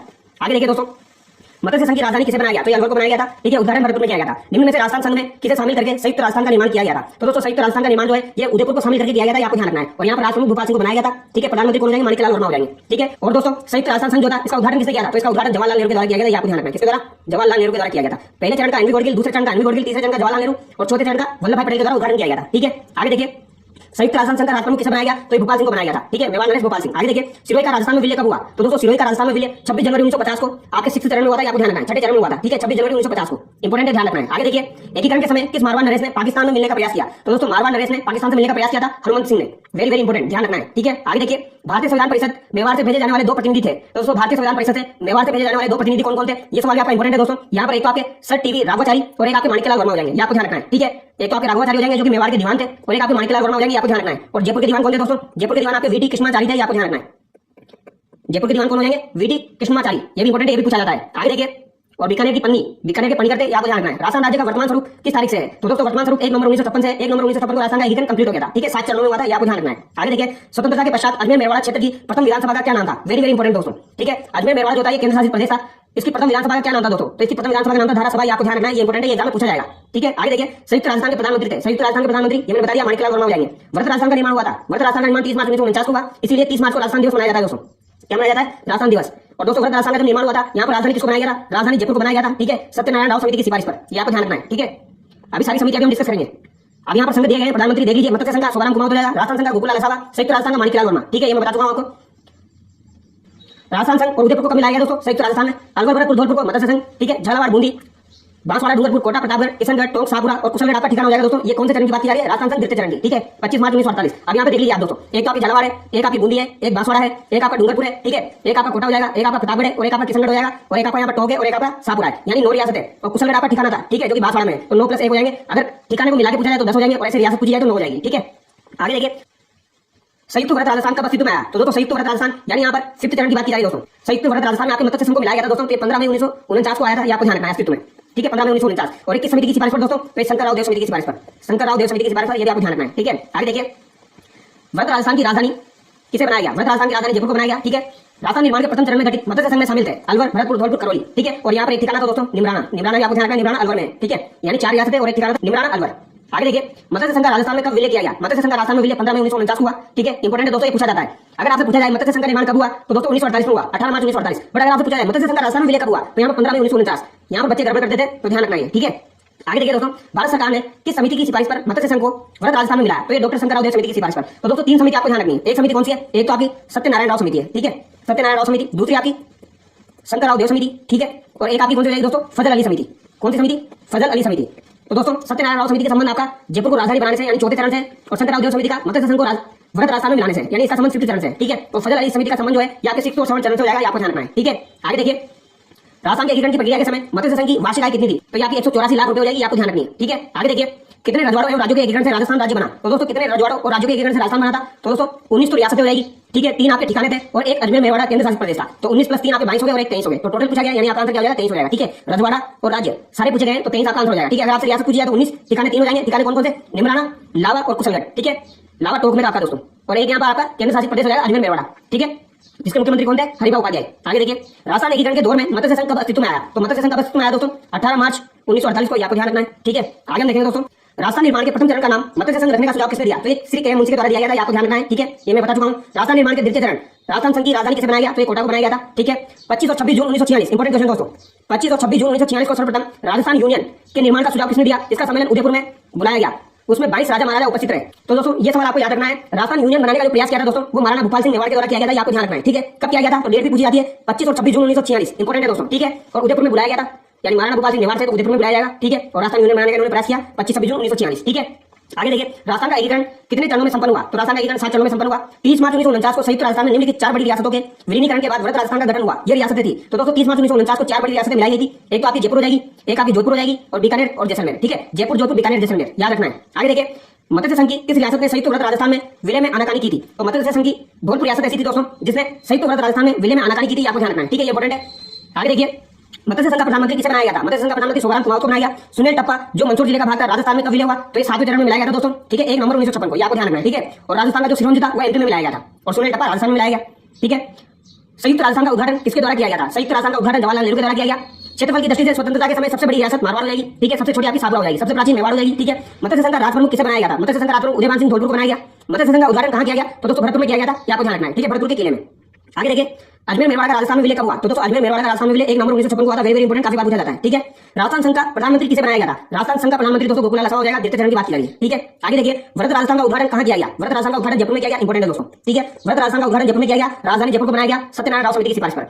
आगे देखिए दोस्तों, राजस्थान संघ के विलय पत्र पर हस्ताक्षर करते हुए किस महाराजा ने कहा था कि मैं अपने डेथ वारंट पर हस्ताक्षर कर रहा हूं? ये किस महाराजा के द्वारा कहा गया था दोस्तों? मैं अपने डेथ वारंट पर हस्ताक्षर कर रहा हूं। तो ये बांसवाड़ा के चंद्रवीर सिंह के द्वारा कहा गया था, काफी बार एग्जाम में पूछा जाता है, ध्यान रख लेना इसको, ठीक है। आगे देखिए, वृहत राजस्थान के गठन के समय शिक्षा विभाग किस रियासत को प्रदान किया गया था? तो दोस्तों शिक्षा विभाग जो है ये बीकानेर को दिया गया, ये आपको ध्यान रखना है, ठीक है। यहाँ पर दोस्तों खनिज विभाग जो है ये तो आपका उदयपुर को दिया गया, वन विभाग कोटा को दिया गया, ठीक है, और शिक्षा विभाग आपका बीकानेर को दिया गया, ये आपको ध्यान रखना है, ठीक है। आगे देखिए, बीकानेर महाराजा शार्दुल सिंह ने भारत में सम्मिलित होने के लिए दस्तावेजों पर कब हस्ताक्षर किए थे? वेरी इंपोर्टेंट दोस्तों, बीकानेर के शार्दुल सिंह ने सबसे पहले हस्ताक्षर किए थे और कब किए थे? ये डेट एग्जाम में पूछी जाती है, ठीक है, डेट आपको ध्यान रखनी है। इन्होंने 7 अगस्त 1947 को हस्ताक्षर किए थे दोस्तों, वेरी इंपोर्टेंट है, ध्यान रख लेना इसको, क्या पता नेक्स्ट एग्जाम में ये पूछा जाए, ठीक है। आगे देखिए, टीकाराम पालीवाल को किस चुनाव में राजस्थान का प्रथम निर्वाचित मुख्यमंत्री बनाया गया? तो दोस्तों टीकाराम पालीवाल जो थे वो राजस्थान के प्रथम निर्वाचित मुख्यमंत्री थे, इनको 1952 में बनाया गया था, ठीक है। प्रथम मनोनीत मुख्यमंत्री कौन थे दोस्तों? आपके हीरालाल शास्त्री थे। कौन थे? हीरालाल शास्त्री, ठीक है, जिन्होंने जीवन पुरी के गीत लिखे थे। दूसरे कौन थे आपके दोस्तों? जयनारायण व्यास, ये भी आपके मनोनीत थे, जयनारायण व्यास मनोनीत थे दोस्तों। फिर आपके सीएस वेंकटाचार्य, ये तीनों आपके मनोनीत थे। फिर उसके बाद चौथे नंबर पे आपके निर्वाचित हुए टीकाराम पालीवाल, ये आपको ध्यान रखना है, ठीक है। और जयनारायण व्यास जो थे दोस्तों ये आपके निर्वाचित और मनोनीत दोनों मुख्यमंत्री रहे हैं। आगे देखिए, पी सत्यनारायण राव समिति की सिफारिश पर रियासतों में विभागों का बंटवारा किस प्रकार किया गया दोस्तों? वो हम देख लेते हैं। आवंटन किस प्रकार किया गया? राजधानी तो जो है ये जयपुर को दी गई, हाई कोर्ट जो है दोस्तों ये जोधपुर को दिया गया, ठीक है। खनिज विभाग उदयपुर को हो जाएगा, वन विभाग और सरकारी विभाग कोटा को जाएगा, कृषि विभाग दोस्तों भरतपुर को जाएगा, ये भी ध्यान रखना, कृषि विभाग भरतपुर, शिक्षा विभाग बीकानेर को जाएगा, ठीक है। आगे देखिए, नवंबर 1947 को सिरोही को राजपुताना एजेंसी से हटाकर किस एजेंसी के अंतर्गत रख दिया गया था? तो नवंबर 1947 को सिरोही को राजपुताना एजेंसी से हटाकर गुजरात एजेंसी के अंतर्गत रख दिया गया था, ये आपको ध्यान रखना है, ठीक है, ये इंपोर्टेंट सवाल बन सकता है। आगे देखिए, राजस्थान एकीकरण के समय चर्चा में रहा हाथलगांव, वेरी इंपोर्टेंट दोस्तों, हाथलगांव जो है ये बहुत ज्यादा इंपोर्टेंट है, ठीक है। किस राजनीतिक नेता से संबंधित था जहां उनका जन्म हुआ था? तो दोस्तों गोकुलभाई भट्ट का जन्म कहां पर हुआ था? हाथलगांव में हुआ था, आपको ध्यान रखना है। एग्जाम में एक बार सीधा क्वेश्चन पूछा गया था, गोकुलभाई भट्ट का जन्म कहां पर हुआ? तो हाथलगांव सिरोही में हुआ था, आपको ध्यान रखना है, ठीक है, इंपोर्टेंट है। आगे देखिए, राजस्थान में कोई छोटा सा राज्य भी ऐसा नहीं जिसमें थर्मोपोली जैसी रणभूमि में हो, और शायद ही ऐसा कोई नगर ना मिले जहां लियोनार्ड जैसे वीर पुरुष पैदा नहीं हुआ है। यह कथन किसका है? तो ये कर्नल जेम्स टोड का है दोस्तों, ठीक है। यह कथन किसका है? राजस्थान की भूमि में ऐसा कोई फूल नहीं हुआ जो राष्ट्रीय वीरता और त्याग की सुगंध से भरपूर नहीं झूला हो। तो ये कथन भी कर्नल जेम्स टोड का है दोस्तों, ठीक है। आगे देखिए दोस्तों, आओ बच्चों तुम्हें दिखाएं झांकी हिंदुस्तान की, आओ बच्चों तुम्हें दिखाएं झांकी हिंदुस्तान की, है मेरे वतन के लोगों नामक प्रसिद्ध गीत किसने लिखा था? वेरी इंपोर्टेंट दोस्तों, तो ये आपके दोस्तों कवि प्रदीप के द्वारा लिखा गया था, आपको ध्यान रखना है। किसके द्वारा लिखा गया? कवि प्रदीप के द्वारा लिखा गया था, ठीक है। इनके बारे में भी हम आगे डिस्कस करेंगे, इनका एक उपनाम है वो भी आपको ध्यान रखना है, ठीक है। आगे देखिए, 1912 में लॉर्ड होर्डिंग को मारने के प्रयास में हुए दिल्ली बम कांड में राजस्थान के कौन से क्रांतिकारियों की महत्वपूर्ण भूमिका थी? तो दोस्तों लॉर्ड होर्डिंग को मारने के लिए किया गया जो प्रयास था दिल्ली बम कांड 1912 में, उसमें प्रताप सिंह बारट और जोरावर सिंह बारट थे, आपको ध्यान रखना है। ठीक है, प्रताप सिंह बारट के पिता का नाम क्या है दोस्तों? केसरी सिंह बारट। केसरी सिंह बारट का संबंध कौन सी जेल से है? केसरी सिंह बारट का संबंध हजारीबाग जेल से है और प्रताप सिंह बारट का संबंध बरेली जेल से। और जोरावर सिंह बारट जो है ये कभी आजीवन पकड़े नहीं गए, ये आपको ध्यान रखना है। आगे देखिए,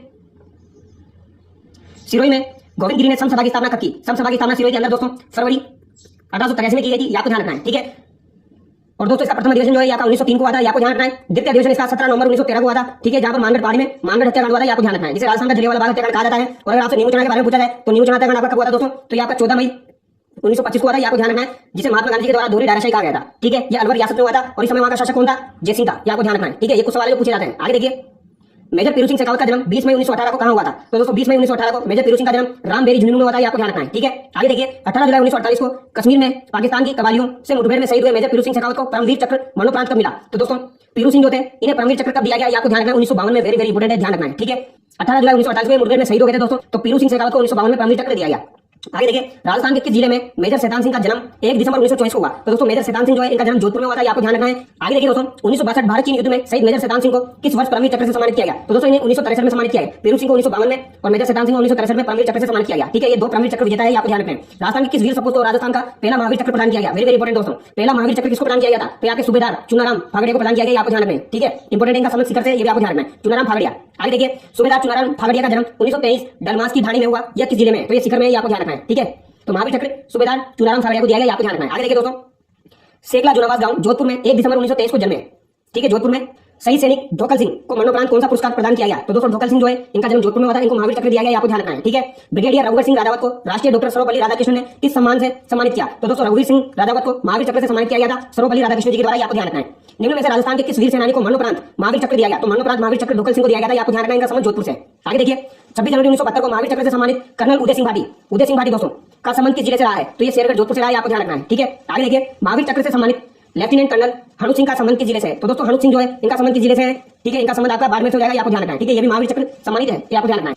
आगे देखिए, लेफ्टिनेंट कर्नल सवाई भवानी सिंह को महावीर चक्र दिया गया दोस्तों, ग्रुप कैप्टन चंदन सिंह को भी महावीर चक्र दिया गया, नायक सुगल सिंह को भी महावीर चक्र प्रदान किया गया, ये आपको ध्यान रखना है। आगे देखिए, राजस्थान के किस वीर सेनानी को 1971 के युद्ध के बाद पाकिस्तान ने फखरे हिंद से नवाजा था? तो दोस्तों 1971 के युद्ध के बाद पाकिस्तान के द्वारा फखरे हिंद से नवाजा गया लेफ्टिनेंट कर्नल हनु सिंह, इंपोर्टेंट है दोस्तों, ये आपको ध्यान रखना है। इनका जन्म कहां पर हुआ? इनका जन्म दोस्तों बाड़मेर में हुआ है, आपको ध्यान रखना है। ठीक है, आगे देखिए, 13 जून 1999 को तोलोलिंगा की चोटी पर तिरंगा फहराने वाले नायक दिगेंद्र कुमार पासवान को किस सम्मान से सम्मानित किया गया? तो दोस्तों 1999 में तोलोलिंगा की चोटी पर तिरंगा इन्होंने फहराया था दिगेंद्र कुमार पासवान ने, तो ये इन्हें महावीर चक्र दिया गया, आपको ध्यान रखना है। ठीक है, आगे देखिए, 1999 को महावीर चक्र से सम्मानित नायक दिगेंद्र कुमार पासवान का संबंध किस जिले से है? तो इनका संबंध सीकर जिले से, आपको ध्यान रखना है। आगे देखिए, राजस्थान के वीर सपूतों को मिले अशोक चक्र, वो हम देखे थे आपके हवलदार शंभूपाल सिंह जो है दोस्तों 1961 में दिया गया, सूबेदार लाल सिंह सूबेदार मान सिंह 1965 में दिया गया, सुल्तान सिंह राठौर सूबेदार सुरेश चंद्र यादव इनको 2003 में दिया गया। तो दोस्तों अशोक चक्र से सम्मानित इन्हें कैसे याद रखोगे आप? देखिए दोस्तों, यहाँ पर भी सूबेदार आ रहा है सूबेदार लाल सिंह सूबेदार मान सिंह, यहाँ पर आ रहा है सुल्तान सिंह राठौर, यहाँ पर आ रहा है दोस्तों सुरेश चंद्र यादव, और यहाँ पर आपका हो जाएगा शंभूपाल सिंह। तो दोस्तों सर से जो नाम स्टार्ट हो रहे हैं उनको अशोक चक्र दिया गया है, आपको ध्यान रखना है। ठीक है, तुक्का लगाना हो तो काम आ सकता है। आगे देखिए, निर्भय सिंह को पंजाब में वीरता पूर्वक बलिदान के लिए 1985 में अशोक चक्र से सम्मानित किया गया,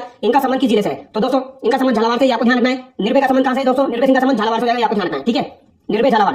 2006 में कीर्ति चक्र से सम्मानित मेजर जेम्स थॉमस का संबंध किस जिले से है? तो दोस्तों जेम्स थॉमस का संबंध जो है ये बीकानेर जिले से, आपको ध्यान रखना है। 2006 में इनको कीर्ति चक्र दिया गया है। ठीक है, आगे देखिए, जमादार छोटू सिंह तथा कैप्टन अरविंद बुड्ढक को किस सम्मान से सम्मानित किया गया था? तो छोटू सिंह और अरविंद बुड्ढक को शौर्य चक्र से सम्मानित किया गया है। ठीक है, कारगिल युद्ध में भाग लेने वाले स्क्वाड्रन लीडर अजय आहूजा नायब सूबेदार रामपाल सिंह को किस सम्मान से सम्मानित किया गया है? तो दोस्तों अजय आहूजा और रामपाल सिंह को वीर चक्र से सम्मानित किया गया है। ठीक है, आगे देखिए दोस्तों, कवि प्रदीप का मूल नाम था, तो कवि प्रदीप का मूल नाम क्या है दोस्तों? राम नारायण द्विवेदी, इंपोर्टेंट है दोस्तों, ये आपको ध्यान रखना है। ठीक है, राम नारायण द्विवेदी, ये भी हमने डिस्कस किया था। रामचंद्र नारायण द्विवेदी का जन्म 6 फरवरी 1915 को उज्जैन के बड़े नगर में किस राज्य में हुआ? तो ये मध्य प्रदेश में हुआ। ठीक है, यानी उज्जैन में इनका जन्म हुआ था।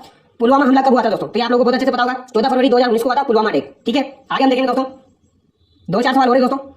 पाकिस्तानी ने भारतीय वायुसेना के विंग कमांडर अभिनंदन को भारत को कब सौंपा था? तो दोस्तों 1 मार्च 2019 को सौंपा था। ठीक है, ये तो आपने देखा ही होगा।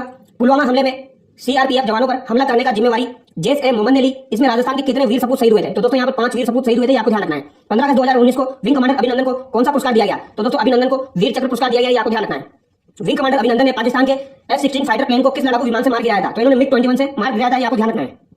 तो इन्होंने MiG-21 से मार गिराया था, आपको ध्यान रखना है। आगे देखिए, पाकिस्तान से लौटने के बाद विंग कमांडर अभिनंदन की पहली पोस्टिंग राजस्थान में कहां की गई? तो दोस्तों अभिनंदन की पहली पोस्टिंग सूरतगढ़ में की गई थी, आपको ध्यान रखना है। ठीक है, आगे देखिए, पुलवामा हमले में जो शहीद हुए थे दोस्तों, हेमराज मीणा इनका संबंध कोटा जिले से है, रोहितास लांबा इनका संबंध जयपुर जिले से दोस्तों, जीतराम गुज्जर इनका संबंध भरतपुर से है, और नारायण गुर्जर इनका संबंध राजसमंद से, ये आपको ध्यान रखना है। और भागीरथ सिंह का संबंध किससे? धौलपुर से, ये भी आपको ध्यान रखना है, ठीक है।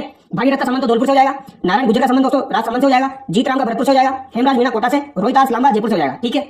आगे देखिए दोस्तों, पुलवामा हमले में शहीद हुए राजस्थान के जवान भागीरथ का संबंध किस जिले से? तो धौलपुर से, ठीक है, पूछा जा सकता है। राजस्थान के शौर्य चक्र प्राप्त वीर सेनानियों, ब्रिगेडियर भाग सिंह राठौर बीकानेर से संबंधित है, कैप्टन नरपत सिंह राठौर जोधपुर से संबंधित है, मेजर रणवीर सिंह शेखावत ये आपके झुंझुनू से संबंधित है, शेखावत झुंझुनू से संबंधित है, ठीक है। ये शौर्य चक्र प्राप्त वीर सेनानी है, आपको ध्यान रखना है। आगे देखिए, सीकर के कैप्टन महेंद्र सिंह तंवर को मरणोपरांत 1965 में भारत सरकार ने कौन सा अलंकरण से नवाजा था? तो इन्हें अशोक चक्र से नवाजा था, आपको ध्यान रखना है। किसको? महेंद्र सिंह तंवर को। ये कहां से संबंधित है? सीकर से। आगे देखिए, राजस्थान के वीर सपूतों को मिले सम्मान, मेजर भानु प्रताप सिंह को सेना मेडल मिला है दोस्तों, सुरेंद्र पुनिया को विशिष्ट सेवा और सुमेर सिंह को शौर्य चक्र मिला है, ये आपको ध्यान रखना है, ठीक है। भानु प्रताप जी को तो सेना मेडल, सुरेंद्र पुनिया विशिष्ट सेवा मेडल, सुमेर सिंह को शौर्य चक्र, ये आपको ध्यान रखना है, ठीक है। तो ये जो भी इंपॉर्टेंट चीजें दोस्तों ये हमने डिस्कस कर ली है। ये महेंद्र सिंह तंवर आपको ध्यान रखना है, इनको मरणोपरांत 1965 में दिया गया था अशोक चक्र, ठीक है। तो दोस्तों यहाँ पर हमारी 9th क्लास पूरी कंप्लीट हो चुकी है, ठीक है। 9th क्लास के जितने भी इंपॉर्टेंट क्वेश्चन है वो सभी हमने डिस्कस कर लिया दोस्तों। अगर आपको वीडियो अच्छा लगा तो चैनल को सब्सक्राइब करें। थैंक यू सो मच दोस्तों। वीडियो देखने के लिए आपका बहुत बहुत धन्यवाद और हमें कमेंट करके बताइए आपको वीडियो कैसा लगा, और वीडियो को लाइक कीजिए, शेयर कीजिए, और चैनल को सब्सक्राइब नहीं किया है तो सब्सक्राइब भी कर लीजिए।